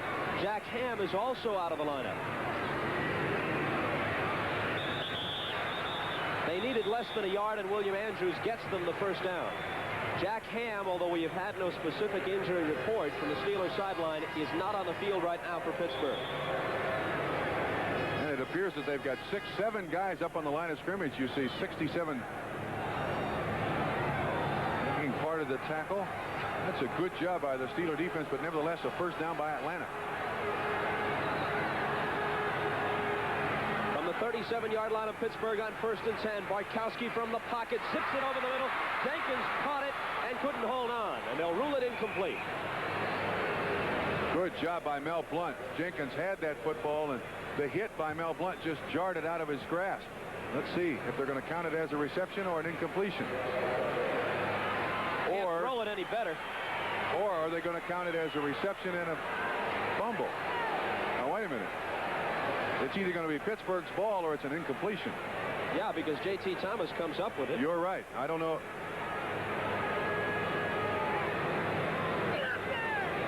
Let's see what happens. They're going to huddle back there. The officials are to try to decide. This rule has caused more confusion, and they tried to clarify it, and really, in my opinion, Trump only made it worse. I have to agree with you. You'll see. I wonder if he really has the ball at all. The hit by... 1, No, that's 2. not a reception. That should not be a reception by the rules now in the NFL. He did not have his second foot on the ground, which when a receiver goes in the air, nowadays, that's how they judge a reception. If his second foot comes down and he's got the ball, then it is good. Let's see what happens. Pat Haggerty is going to try and explain. Pittsburgh's ball is there. Yes, sir. Excellent call. It could not be Atlanta's ball if it's a reception. And is Lehman Bennett ever steamed? Here it is again. They're going to say he had it long enough and was beginning to run with it. 1 foot down, 2 feet down as the ball begins to pop free after the hit. And it's ruled a completion, a fumble, and a Pittsburgh recovery, the 3rd Atlanta turnover. I would think that the Atlanta Falcons would lobby that it was not a reception. When they look at the films, they'll say he didn't catch the football, but... You know, Trump, really, the officials called it right according to their guidelines, or at least they called it arguably correct. It's close enough so that the decision could be defended. But I think the guidelines are wrong. Common sense tells you this is not a reception. If you're playing in the sandlot, this is incomplete. It's common sense. It should be incomplete in the NFL. You've also got 7 guys back there to try to make the correct call.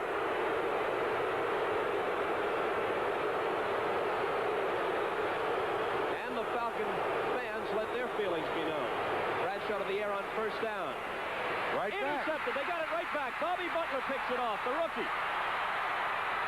Dancing around and finally goes down at the 28. So they're back in business.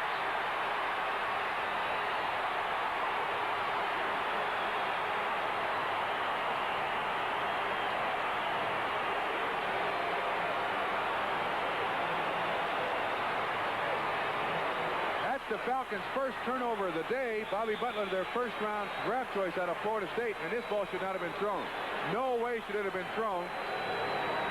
Swan is very much covered. You see two guys in front of Lynn Swan. And Atlanta back in business with the ball in their own territory. Discover a world beyond your wildest dreams. Discover Atari. Bobby Butler, that was his 4th interception of the season. And the first time that Bradshaw has been intercepted today, the first Steeler turnover. And I'm sure Chuck Noll is saying to Terry Bradshaw, at least when they look at the films, that ball should not have been thrown. He was well covered. Jack Ham, after walking off a slight knee injury, is back in the lineup now at linebacker for Pittsburgh. So it's Ham, Lambert, and Cole in there. Bartkowski. Oh, can't hit Alfred Jackson, although he appeared to slip in between the defenders for a split second. I also see L.C. Greenwood in there for a pass rush, along with Joe Green. This is from ground level. And does Woodruff get his hand on this ball, Bob? I believe at the last split second, he just is able to tip it. Yes, he is. And I believe that is the one single thing that Woodruff is the fastest player on the Steeler team, and he needed all of his speed to close the gap in enough time to deflect it slightly. I wonder why Atlanta is trying to get the ball in the end zone from this spot. They need a first down. There's no hurry to get the ball in the end zone here. 8:06 to play third quarter. 21-7 Pittsburgh. 2nd and 10 at the Steelers 29 for the Falcons. Lynn Kane. Short yardage. Going to leave them with 3rd down and about 8. And that's the one spot that you do not want to be in. They've got the Atlanta Falcons all day today have gotten very little yardage on first down. And then you're playing into the hands of the defense. The defense then dictates what's going to happen on the next play. They can bring in 5 defensive backs. They can come up with a blitz. 3rd down and 8. Now that's tough for an offense to function.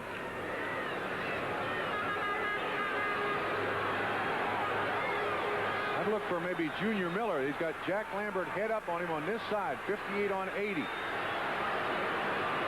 3rd and long, Atlanta. In trouble. He beats the rush. Oh! It drops incomplete. Off the hands of Alfred Jackson. And you know what, Bobby? He had 3 receivers open. Jackson, Jenkins, and Junior Miller.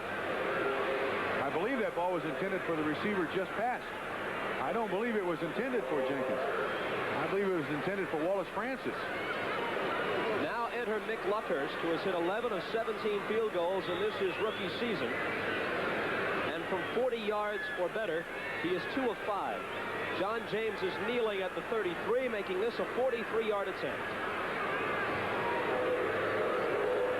The spot, the kick. He's got it.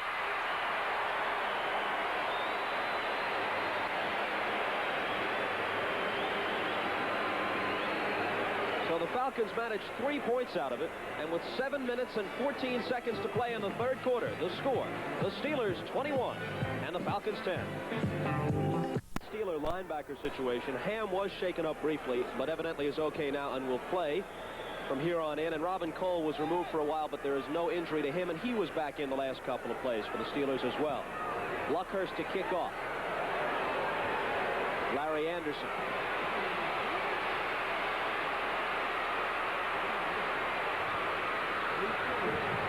To about the 22 or 23-yard line. Give him a return of 20 yards on the play. In Foxborough, after allowing the Patriots to take an early 3-0 lead, the Jets, who are playing some of the best ball in the NFL right now, have roared back to go in front 17-3. Pat Leahy has a 47-yard field goal. Bruce Harper a 4-yard touchdown run. Tom Newton a 5-yard touchdown run for the Jets. Late in the third, 17-3 over the Patriots. And with Miami losing, the Jets could move to within a game of the Dolphins in the AFC East if the scores stay the same. Franco Harris on first down.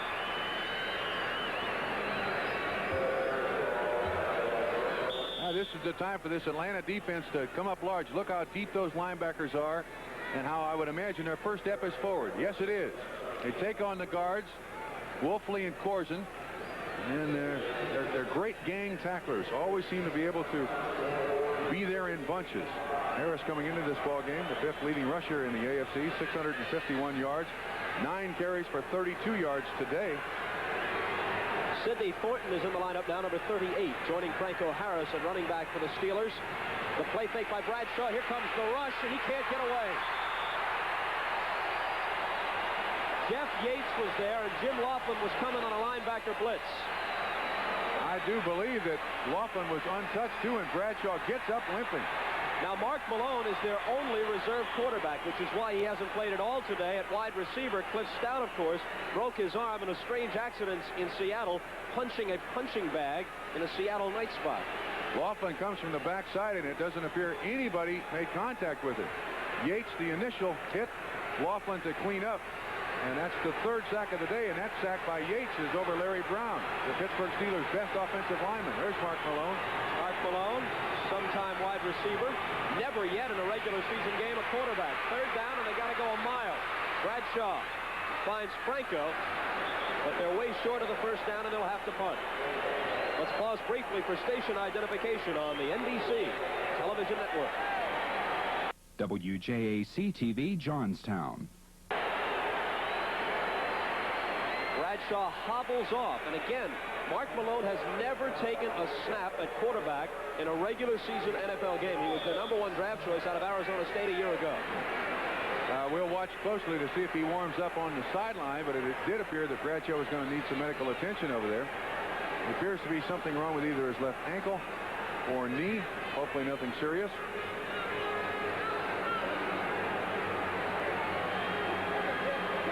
Fourth down, 8 coming up. Reggie Smith now is the guy they'll try. Their 3rd different single safety on punts today. Clip. Flag is down, and so is Smith at the 35. 33 will be the guy who had the penalty. 47 yards on the punt. There's Terry Bradshaw. Well, he appears to be all right. There are no doctors hovering around him. Get up and walk around, Terry. Keep it loose. Bo Robinson is the guy that Bob Trumpy thinks clipped on the play. That was obvious, unless there was more than one clip. If he wasn't flagged for the clip, he should be. Colquitt's punt was good for 47 yards, and now they'll back them up further with the penalty. Here's Pat Haggerty. Push it in the middle of the back on the return. Well, he doesn't identify the guilty party. An act of kindness. As they attend to Terry Bradshaw on the sideline, we'll tell you there's 4:45 to play in the 3rd quarter. Steelers lead it 21-10. It's Falcon ball. Well, the Steelers have been flawless in the penalty department. The Falcons with the ball at the 25-yard line. Excuse me, only 1 turnover, too, for the Steelers, so they've had a pretty good day. Bradshaw got some problems. The word is a twisted knee. 4:45 to play in the 3rd. Falcons down by 11, and with the ball, William Andrews carries into a stone wall. Nothing on the play. Let's check other scores. Oakland's lead on Miami grows to 24-3 as Chris Barr boots one from 32 yards out. Goodness. Denver over Tampa Bay 14-7 in the 3rd. The Jets continue to lead New England. We told you about that a moment ago. 17-3 is the score. The Cardinals blank Buffalo through the 1st half. Now they're in the 3rd quarter, 10-0 after allowing 52 to Philadelphia a week ago. And Philly rolls 24-6 over Baltimore in the 3rd. Could be the 10th straight loss for the Colts. It's still 10-3 Cincinnati over LA. It's been that way for a while. Minnesota's lead on New Orleans is 13-3. Green Bay ups their advantage to 21-10 on the Bears. They're in the 3rd quarter at Green Bay. Andrews takes the swing pass, gets the 1st down, stays on his feet, and is out near midfield. Well, that play has been #1 in the Atlanta playbook today. That the 8th reception by William Andrews, which ties his mark. That's a high water mark for William Andrews. But you know what? Atlanta's still getting very little yardage on 1st down. And when you're faced constantly throughout the entire football game, Jeff Van Oat, 57, coming off the sideline. Obviously with some slight injury, we hope. He's but replaced by John Scully, number 61, a rookie from Notre Dame. Excuse me, the point I was going to try to make was that if you continue coming up with 2nd down and 8 or 9, the defense is eventually going to eat you up. Well, the number of first downs doesn't jive with the score. It's 21-10 Steelers. Falcons have 15 first downs to their 9. Bartkowski dodges a couple of bullets. Are they going to rule this a Yes. It's a reception and a fumble. It's a reception and a fumble, and Jack Lambert has the ball. That's Atlanta's 4th turnover. 2 on questionable receptions. I believe the hit was by Dwayne Woodruff. And Francis is still down. Here you'll see it. Let's see if it is Dwayne Woodruff. Yes, it is. 49. That is a catch. Wallace Francis. That is a fumble. He coughs it up. Jack Lambert arrives on the scene to pick it up. And with 3 minutes and 40 seconds to play in the third quarter, it's Steeler ball at the Falcon 30. Thanks, Byron. In the past, one of the hallmarks of the Atlanta team has been their excellent giveaway-takeaway ratio. Not today and not for this season. They're -1 for the year now on the giveaway-takeaway table. And they're 5-5 and in danger of going 5-6. And here they've given it away 4 times to the Steelers 1. And Franco Harris rumbles on first down for a good gain. One of the few times I believe we've seen a trap today by the Pittsburgh Steelers offensive line. Bradshaw still hobbled. Apparently it is his ankle, we understand. Harris now 10 carries for 39 yards. Play comes in with Sidney Thornton. John Smith has hit a 29-yard field goal at Foxborough, and the Patriots creep a bit closer to the Jets at 17-6 now. 2 minutes to go in the third quarter. 2nd down and 4. Franco appears to have those 4 yards for a Steeler first down. Oh, it's nice to have a guy like that in your backfield. How many times in the last 11 years have you seen the Pittsburgh Steelers with a lead, and then they start giving the ball to Franco Harris? And that offensive line of the Steelers does a good job, a good double team. You saw a little bit of it. Webster and Corson on Smith, and they put Smith on his back. Harris up there for a good game. The word on Jeff Van Note, he has a pulled calf muscle and in all likelihood will not return. One of the outstanding centers in the NFL, but he's gone now for the Falcons. 1st and 10 at the Atlanta 18. Franco again for 3 or 4. Al Richardson, left side linebacker, with the tackle. We're down to 2 minutes and 10 seconds to play in the third quarter. The Steelers lead at 21-10, and they drive for more. That's Franco Harris's 13th carry on the ball game. And remember, too, that he is 2nd all-time in rushing attempts behind O.J. Simpson. Excuse me, 12th carry.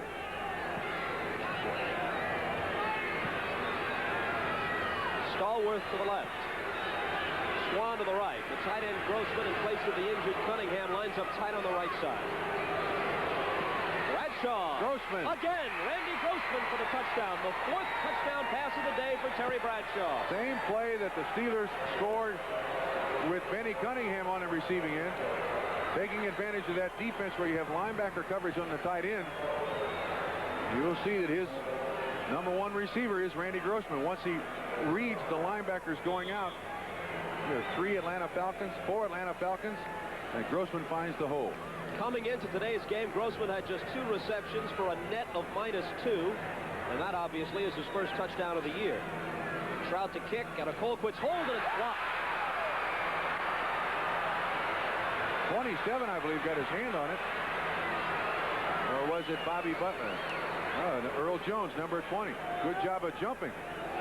Once he gets in there, you see him right behind. Look at that. That's an excellent job. He could jump center for me anytime he wants. A good job by our camera people to picture that. Terry Bradshaw is 12 of 18 for 156 yards, 4 of his 12 completions for scores, 27-10. The Steelers over the Falcons, and if you're a bit of a dreamer and an Atlanta fan, that blocked kick could be important because it leaves them within 2 touchdowns and a field goal of a tie, as opposed to being 3 touchdowns away from taking the lead. And it appears that Chuck Noll may concede the 4th quarter and put Mr. Malone in there. Don't want to take a chance with Terry Bradshaw, but Cliff Stout hurt. He is the only quarterback behind Terry Bradshaw that the Steelers can use. It was suggested by the PR department of the Pittsburgh Steelers that if Bradshaw gets hurt, that they would put Franco Harris in the shotgun formation and just snap it to him and have him run it. Go with the single wing. Well, actually, if both Bradshaw and Malone were to get hurt, their 3rd-string quarterback now with Stout out is Lynn Swan. Stout's kick is fielded by Reggie Smith. And Reggie Smith with a head of steam blasts across the 40 and is into Steeler territory.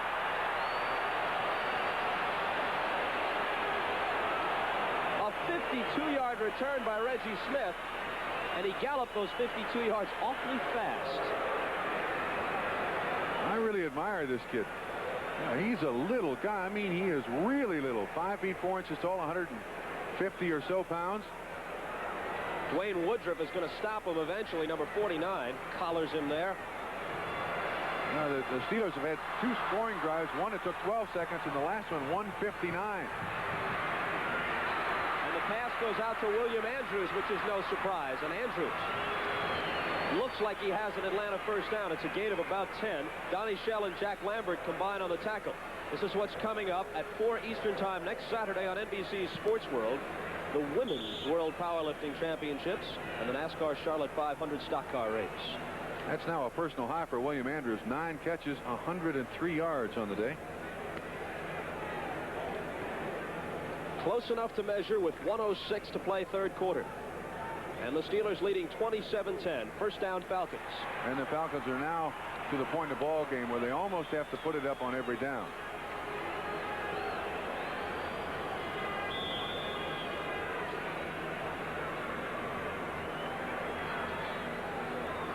Oakland's lead on Miami is now 24-10. Eddie Hill has scored for the Dolphins on a 5-yard run. They still got 4 minutes to play third quarter, and Miami is within 2 touchdowns. Minnesota leads New Orleans 23 late in the third. Ted Brown just scored from 9 yards out. Andrews with his 10th reception. Jack Ham, number 59, back in after injuring his knee earlier, makes the tackle. Bartkowski now 16-26 for about 245 yards. 10 of those 16 completions to William Andrews. At last report, Chuck Noll was not getting any help from the Rams against the Bengals. Cincinnati led LA 10-3 last we heard. He's 2 games back of Cincinnati in the AFC Central. Lynn Kane. Flag flies as Kane goes down after a pickup of maybe 1.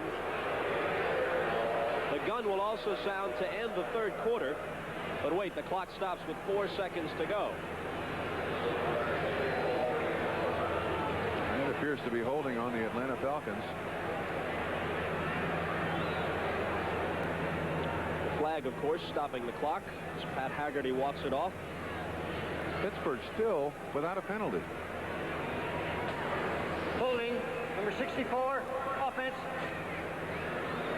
Pat Howell called for holding for the second time today.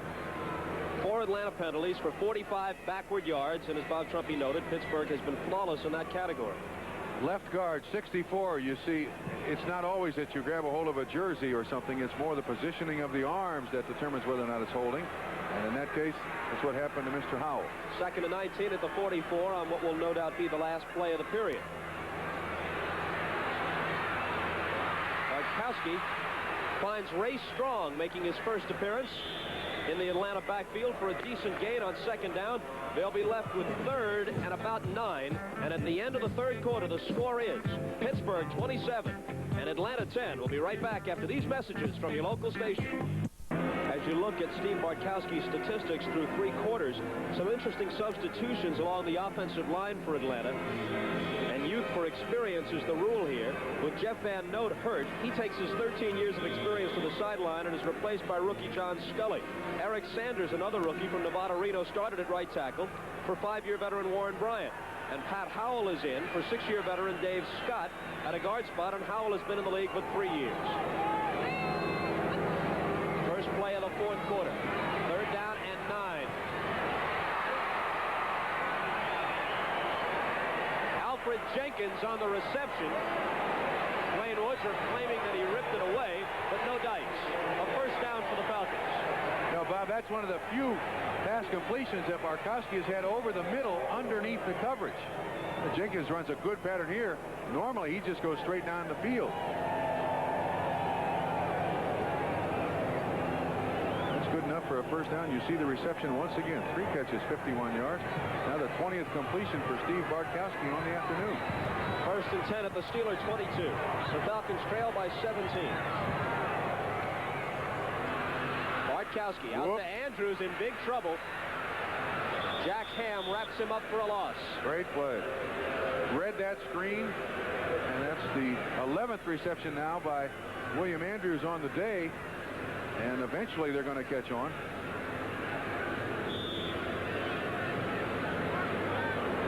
Minutes and 52 seconds to play in the ball game. They lose 8 on that play. Second and 18 coming up at the 30. Well, there's no help for that whatsoever. You got to admire Andrews for hanging on to the football. Jack Ham, who has intercepted 30 passes in his career, more than any other active linebacker. The record is 37. That's held by Don Shinnick of the Baltimore Colts. 3 wide receivers.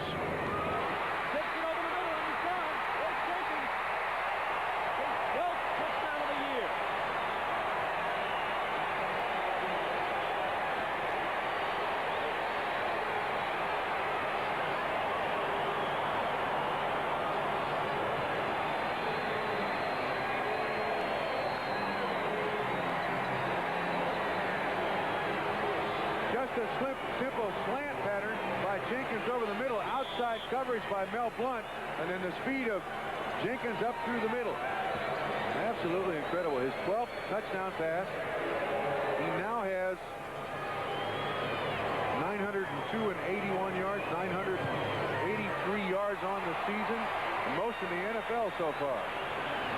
Wow. He went over 1,000 yards in receptions last year, and he'll exceed his 1980 total this time around.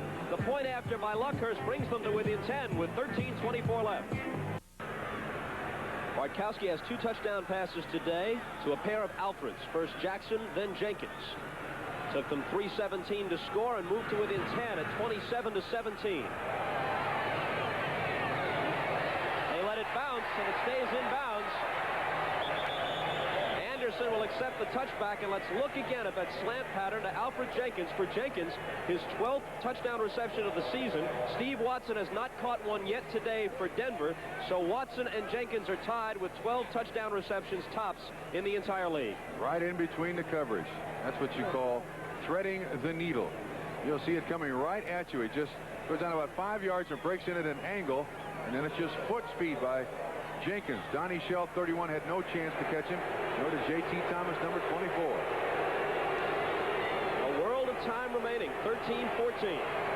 Bradshaw, who twisted a knee earlier, still hobbling slightly as he steps up to the line of scrimmage. The backs are in the eye, and they give it to Pollard. The second man through for a couple of yards, and no more than that as the Atlanta defense appears fired up.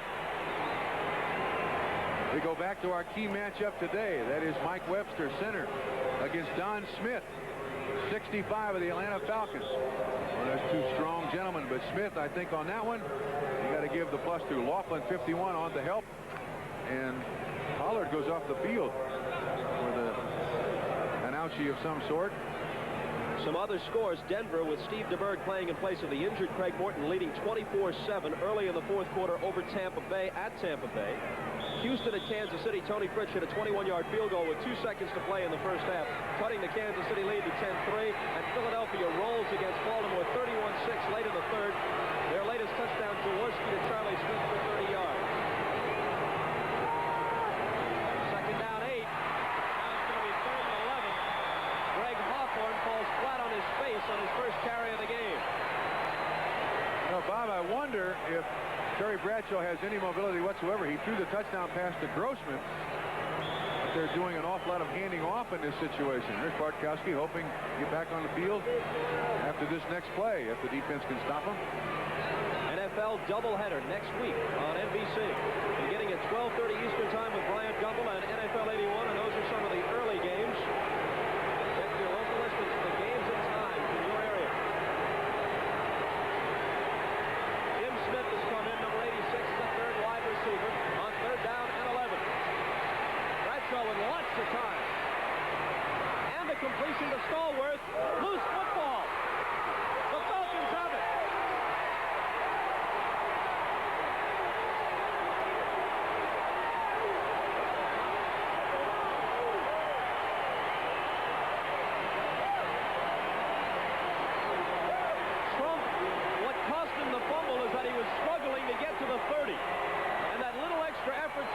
the first down. The ball was knocked loose. Watch. Good tackle. Fulton Kuykendall is the guy who pops the ball loose. The recovery by Tom Pridemore. And that's now the second turnover by the Pittsburgh Steelers on the day. Atlanta back in business, trailing 27-17.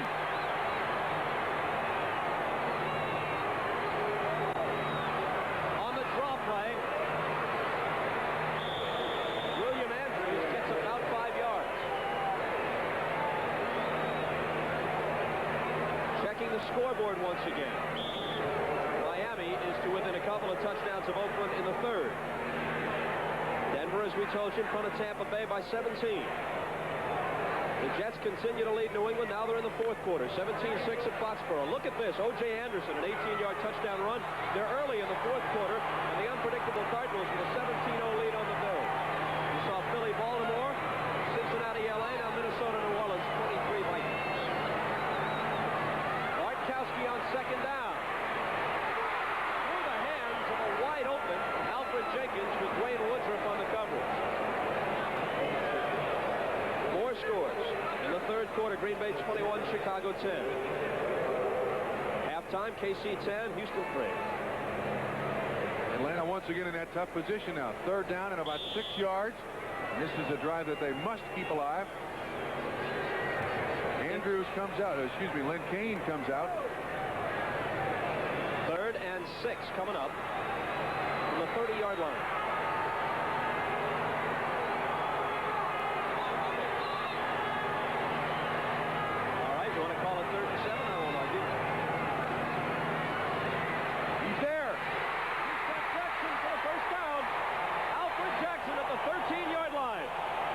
Bartkowski needed a quick release because they were coming after him on a heavy rush. Same play that Jenkins scored on, Bob. A little slant pass in. There's no coverage up underneath because they've got the blitz going. Great play. Big first down. And Chuck Noll once again watching his defense.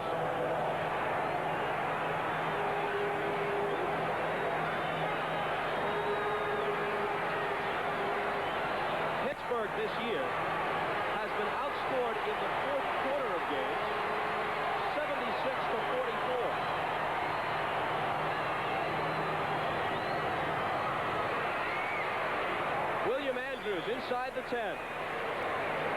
And if you count the touchdown which Atlanta scored in this ball game, then it's 83 points to 44. Prior to today, 76-44, and the Falcons have already scored once in the fourth quarter, and they're driving for more.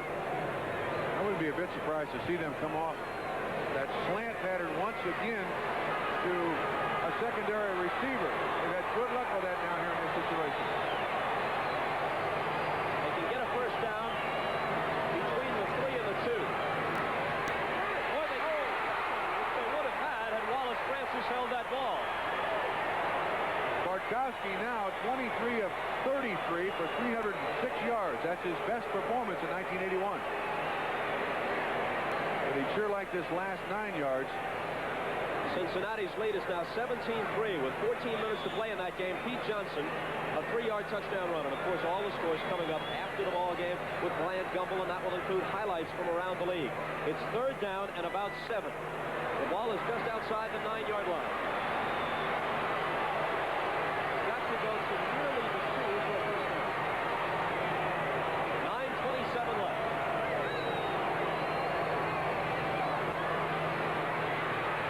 Bartkowski is sacked. Gary Dunn took an outside rush and got to him. That's the 4th of the day, and the defensive coverage was excellent. Bartkowski had nobody to throw it to. You've seen him come from the outside. That's a twist up front, along with Joe Green. Along with Banaszak. He was not picked up by Mike Ken or 64 or 61. Now Mick Luckhurst will try about a 35-yard field goal with John James kneeling at the 25. It's no good.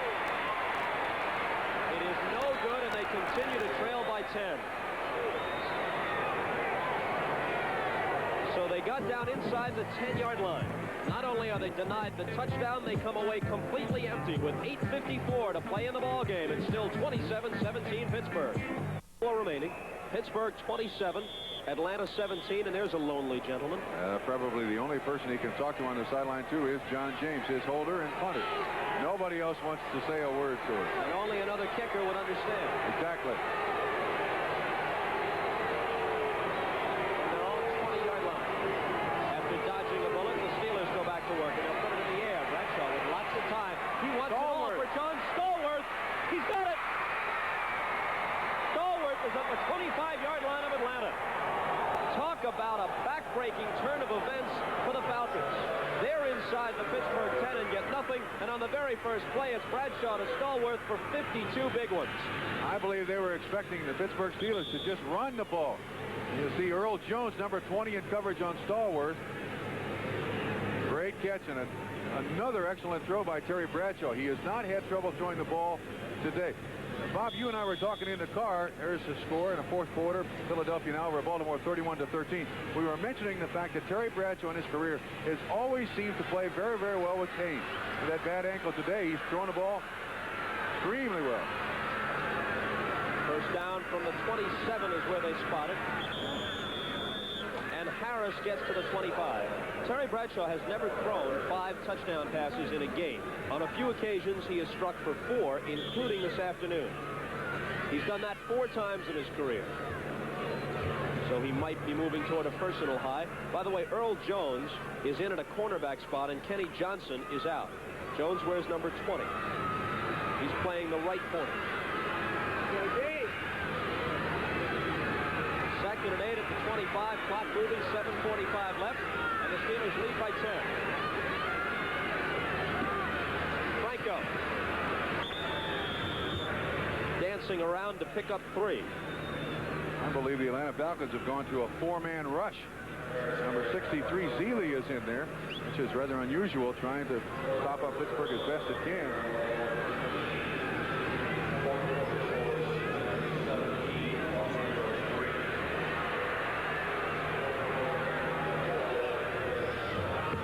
Third down and a long 4 coming up. Let's call it 3rd and 5 at the 22. 7 minutes will remain when this ball is snapped.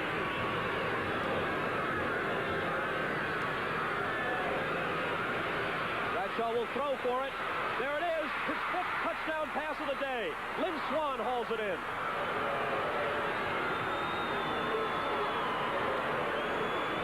You called it, Bob. First time ever. 5 touchdowns by Terry Bradshaw. And look at him hobble around.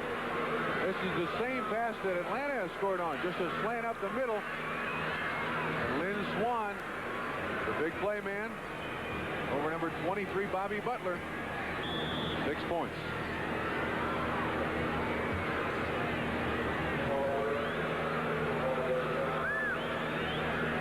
Now David Trout for the 34th point. The last time he tried a conversion, it was blocked.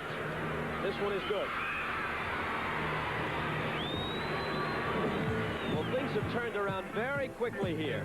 Atlanta looked like they were in the process of a great comeback, but the Steelers stopped them and scored themselves.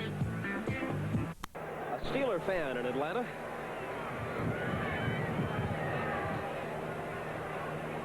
And Mark Malone warms up on the sideline. Terry Bradshaw's day's work may be done with 5 touchdown passes, 1 to Cunningham, 1 to Swann, 1 to Grossman, 2 to Stallworth. Trout. Reggie Smith going to bring it out. 10 and close to the 20.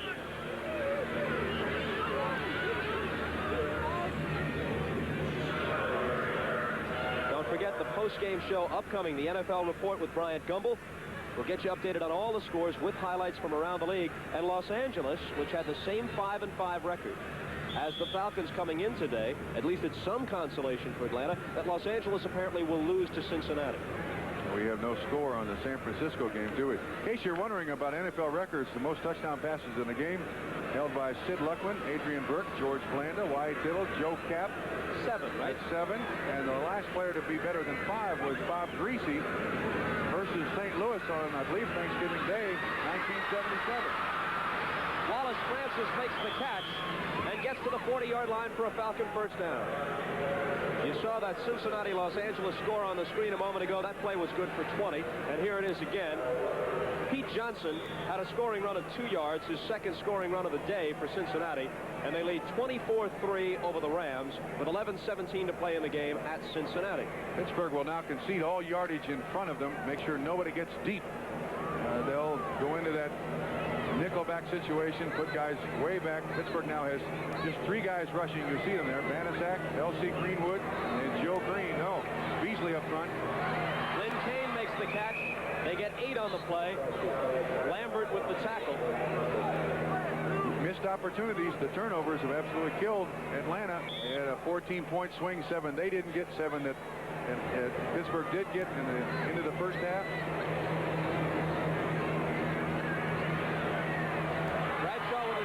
Bartkowski with his third straight completion. Wallace Francis makes his second catch on this drive. No huddle. We're in Steeler territory at the 36.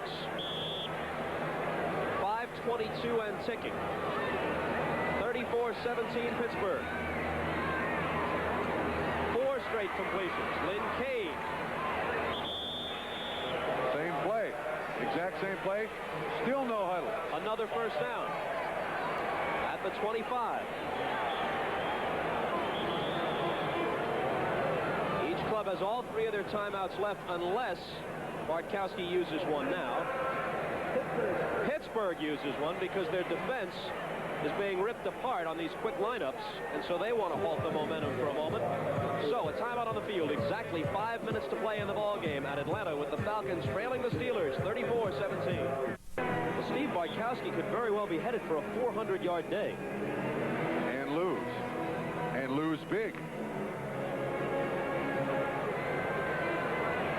5 minutes to pull off a miracle comeback. Down 34-17, ball at the Pittsburgh 25.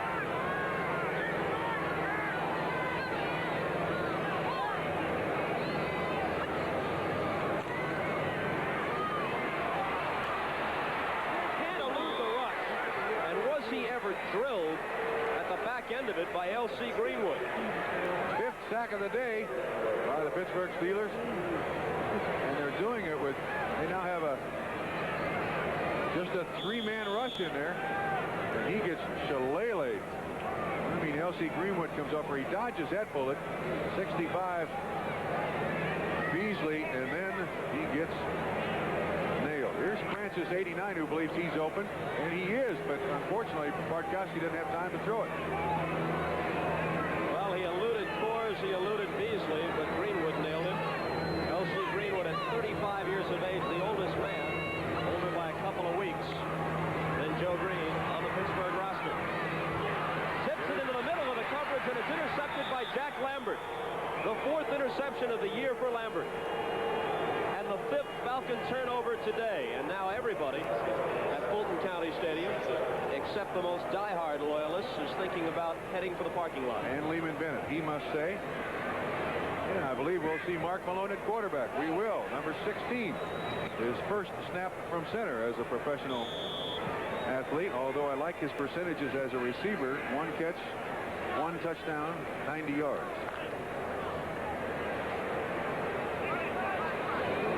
The number 1 draft choice a year ago out of Arizona State, was number 3 on the depth chart until Cliff Stout took himself out of things with a broken arm. Simple little handoff to Franco Harris. Whoa. Not so simple. Atlanta ball and maybe a touchdown. Prydmore down inside the 10-yard line before Randy Grossman shoved him out. How do you like that? In the first 3 football games that the Falcons played this season, they had 5 touchdowns scored by the defense. There's 8 turnovers. 8 turnovers on today. And this is Prydmore's second fumble recovery of the day. He appears to be stripped of the ball by, is that 56, Richardson? Couldn't make it out there. Prydmore picks it up and end up back in the ball game. You know, there's still time for them to come back. I mean, I'm dreaming 17 points down, but Pittsburgh can't relax at this point. The ball's a couple of inches over the 10, so it's 1st and goal. They can't get a first down.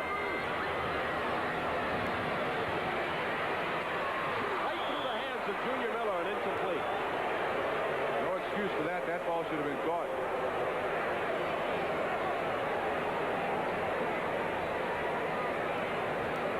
Bartkowski once again, 27 of 39. Look at those stats. Look at those stats. And he's 17 points behind. He has been outpitched in the touchdown category by Bradshaw, but certainly not in the yardage category. 4:02 left. Well, what a day. Much of the crowd in shirt sleeves here in Atlanta. In mid-November. Second and goal. Here's Andrews. Only for a couple of yards. How many receptions is that for Andrews? About 13? 12. Okay, 12 of them. Which is a personal high. His record before this game was 8. No huddle play by the Atlanta Falcons. Clock running with 3:40 left. Falcons have 3 timeouts. Steelers have 2. Bartkowski. There's the 13th reception for Andrews, who gets down to the 5, and now they ought to call a timeout before the 4th down play. Oh, they're going to bring in Luckhurst again. Well, the fans don't like that. I guess they figure that to tie, they need 2 touchdowns and a field goal. However, my thinking would be that if you're going to get the field goal, you're probably going to get it on the game's last play from 50 yards. If you're this close, you might as well go for 6. I tend to agree with you, Bob. John James holds. Luckhurst kicks. There's 3 points. And obviously that delights the Atlanta crowd. Those left.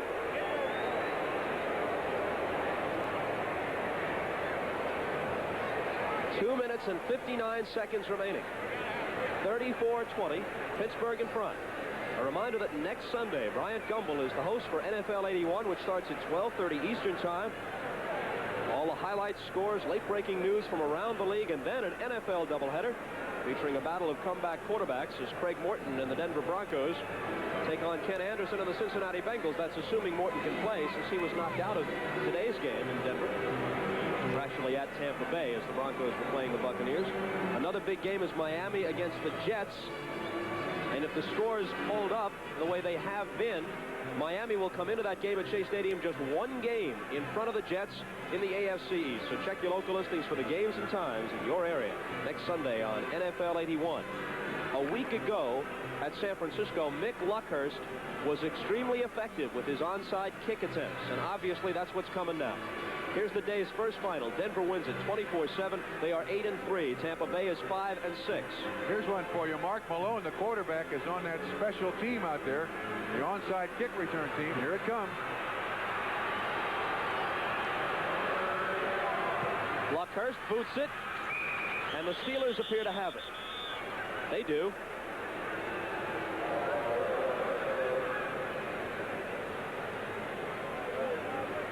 NFL report is upcoming at the end of this ball game. There's Chuck Noll, his club in front, 34-20.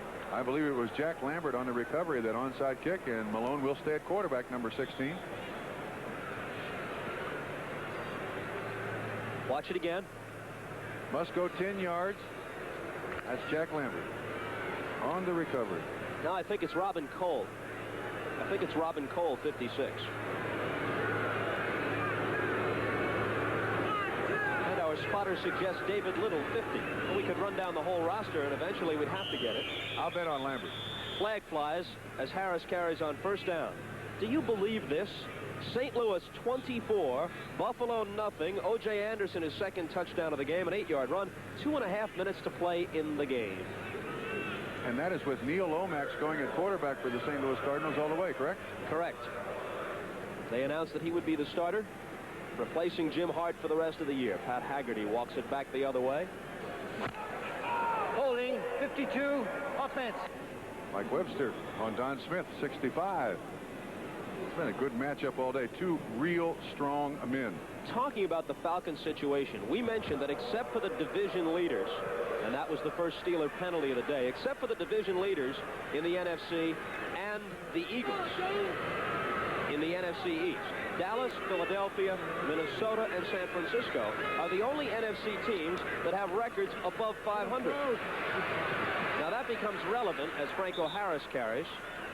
That becomes relevant when you talk about the last of 5 playoff berths, the second wild card, if you will, in the NFC. Kansas City, a playoff contender themselves, leading Houston 17-3 in the third. Los Angeles losing to Cincinnati. That game is not over, but they were trailing. Tampa Bay, which was 5-5, like Atlanta and the Rams at the start of the day, lost to Denver. The Giants, I believe, are also 5-5. So Atlanta will be looking at their score. But the point is that despite this apparent loss, the Falcons are still very much in the playoff picture for the 5th and final playoff spot in the NFC, because nobody else is up over 500 for that last spot. Okay.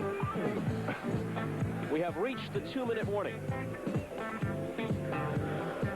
And the score, Pittsburgh 34, the Falcons 20, back in Atlanta after another one of those fantastic finishes. Bob Costas along with Bob Trumpy at Fulton County Stadium in Atlanta. Much of the crowd has departed. The cheerleaders are obliged to remain until after the final gun. Franco Harris on the day, 16 carries, 54 yards. His top total so far this season as far as rushing attempts has been 19. I would expect him to get it again here. I don't think Chuck Noll will take a chance of putting the ball up. Falcons have 3 timeouts left. Malone to the air on 3rd down and 20, and it is nearly intercepted but dropped by Earl Jones. And I think that's why he shouldn't have put it up. The executive producer of NBC Sports is Don Ohlmeyer. Football's coordinating producer, Ted Nathanson. The telecast of today's game in Atlanta, produced by George Finkel. Directed by Harry Coyle. Our technical director, Lenny Stucker. Our associate director, John Libretto. And our NBC statistician was Steve Dans. Our spotters were Tim Cambias and Joel Alterman. And some of the other people you see on the screen who helped us out today, our entire technical crew doing a great job. On 4th down, the Steelers have to punt. Colquitt meets it. Great punt. Smith lets it go into the end zone. They'll bring it out to the 20. The value of the 2-step punter there, Bob. 54 yards. On the punt. Colquitt has never had a punt blocked in the NFL. And the Atlanta Falcons were coming after at that time. Didn't even come close. Here's the Philadelphia-Baltimore score, 38-13. Philadelphia with 9 minutes left. Joe Pizarczyk has come in to mop up for Ron Jaworski. He hits Wally Henry for a 44-yard touchdown to add to the Philadelphia lead, 38-13. But the Colt defense can't stop anybody. 1:48 remaining. Atlanta with all 3 of their timeouts. Oh! L.C. Greenman almost made the reception. My goodness, that was close. He had a shot at it. He sure did. That would have been insult added to injury. It's a swing pass once again, a little screen out to William Andrews. And they've done that all day long, and look at L.C. almost makes it. Brad Bartkowski now 28 of 41, 360 yards, 2 touchdowns.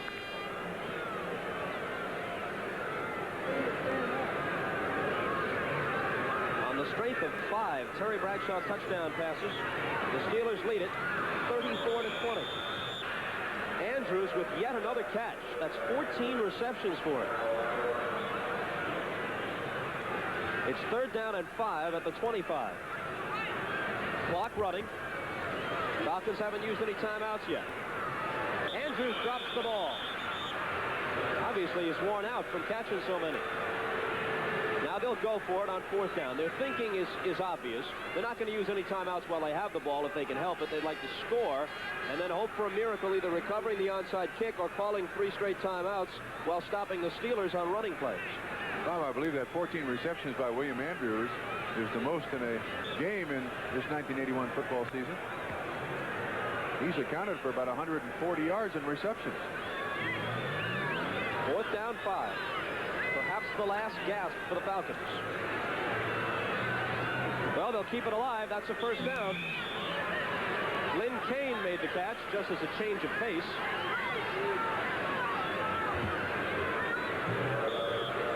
Lining up quickly with 1:05 left. Bartkowski going to be looking for something deep eventually. They're into Steeler territory. Alfred Jackson makes the catch. Got to take a timeout now. And Jack Lambert is getting into it with somebody. Lambert has his helmet off. They called a penalty on him, I believe, for a late hit. He was incensed. Bartkowski has now gone over 400 yards, and they're tacking 15 yards onto the reception. And you see the catch. Personal foul, number 58, defense, first down. A little over-aggressiveness. That's what the official says. That's the way Mr. Lambert plays the game. But throwing the helmet on the ground will get you no good luck from the officials either. Well, it stops the clock just as importantly as the extra yardage for Atlanta. 53 seconds left. Officially, Bartkowski now 398 yards, knocking on the door of 400. You see.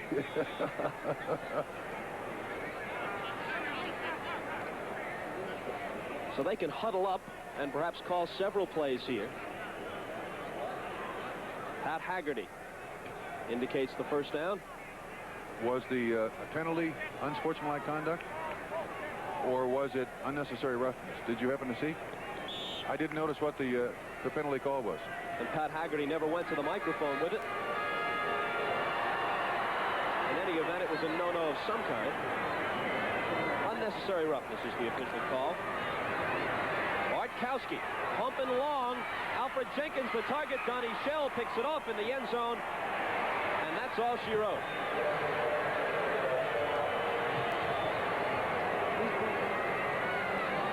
Well, Bartkowski's going to be denied his 400-yard passing day. This is desperation.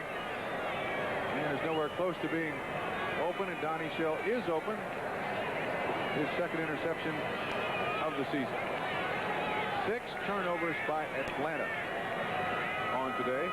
Nobody can win a football game with 6 turnovers. And as the playoff situation now begins to come into focus, Bryant Gumbel will discuss some of the possibilities, wrap up all the scores, show you some highlights on the NFL Report upcoming after the game. 47 seconds left. The Falcons do have 3 timeouts remaining, and they'll use one.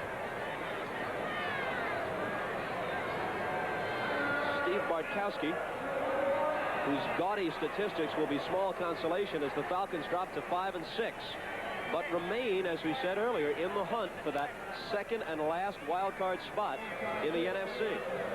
The best thing about Pittsburgh's performance today, too, is that Bradshaw threw the ball very, very well. He threw it on target most of the time. He made one bad mistake. There's Steeler fans. They're all over the country. He made one bad mistake, and that was when he threw the interception to Butler.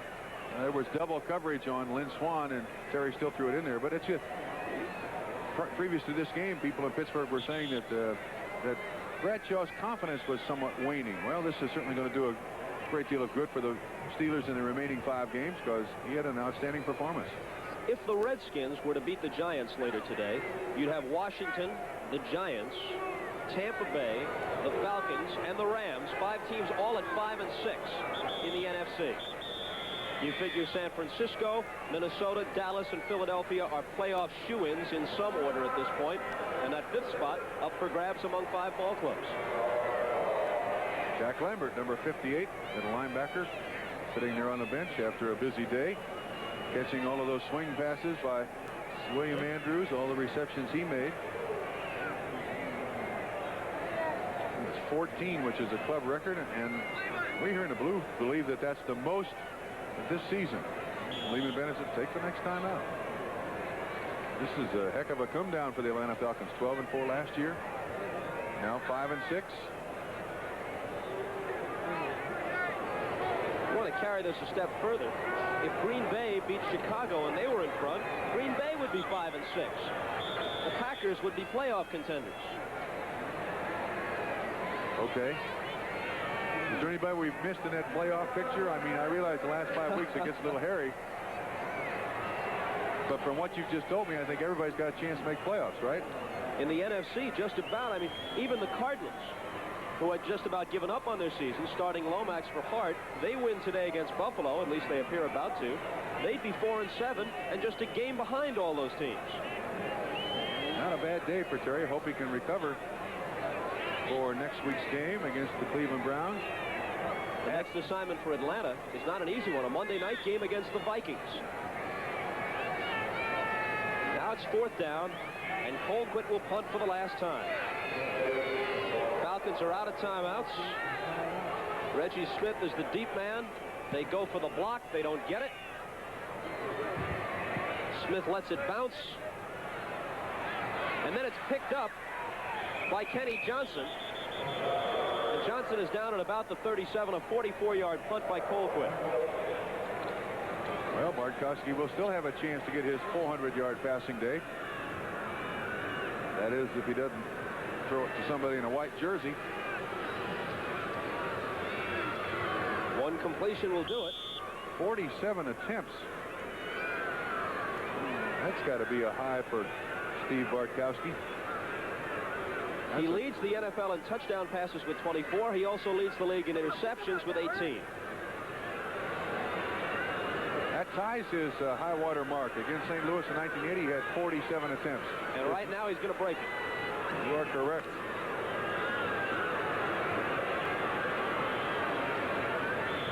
Incomplete for Alfred Jenkins. Maybe he'll break it. At 32 completions is also a single game high for Steve Bartkowski. All means nothing, though. The scoreboard reads 34-20, 14 seconds left in favor of the guys in the yellow shoes.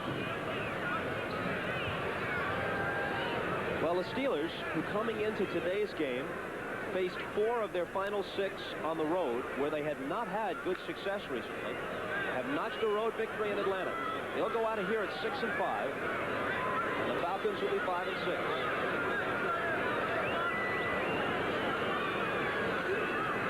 Bartkowski has it dropped by Junior Miller. Miller has been plagued by drop passes in recent weeks, and that difficulty has continued here today. That's the 3rd pass he has dropped, and all 3 of them have been on target. He was their first-round draft choice last year, went to the Pro Bowl, made the rookie of the all-rookie team. He has certainly not lived up to his first season's performance. Of interest to the Steelers, it's still 24-3 Cincinnati over the Rams with a little more than 11 minutes to play in that game. So evidently the Steelers will still trail the Bengals by 2 games in the AFC Central. These teams don't meet very often, but the Steelers now hold a 5-1 edge, right? A 5-1 edge, and he's now gone over 400 yards. And another reception for Andrews as a flag goes down. 0-0s on the clock, and I don't think they'll even bother to sort out the penalty. The ball game is over. The NFL report is upcoming, and the final score here, with 5 touchdown passes for this man. The Steelers 34 and the Falcons 20. Steve Bartkowski threw for over 400 yards and for a couple of touchdowns. The stats on Bartkowski: 33 of 50 for 450. Terry Bradshaw had a spectacular game last weekend as the Steelers upset the Falcons at Atlanta. Bradshaw throwing for a career-high 5 touchdowns as the Steelers stayed in the playoff race.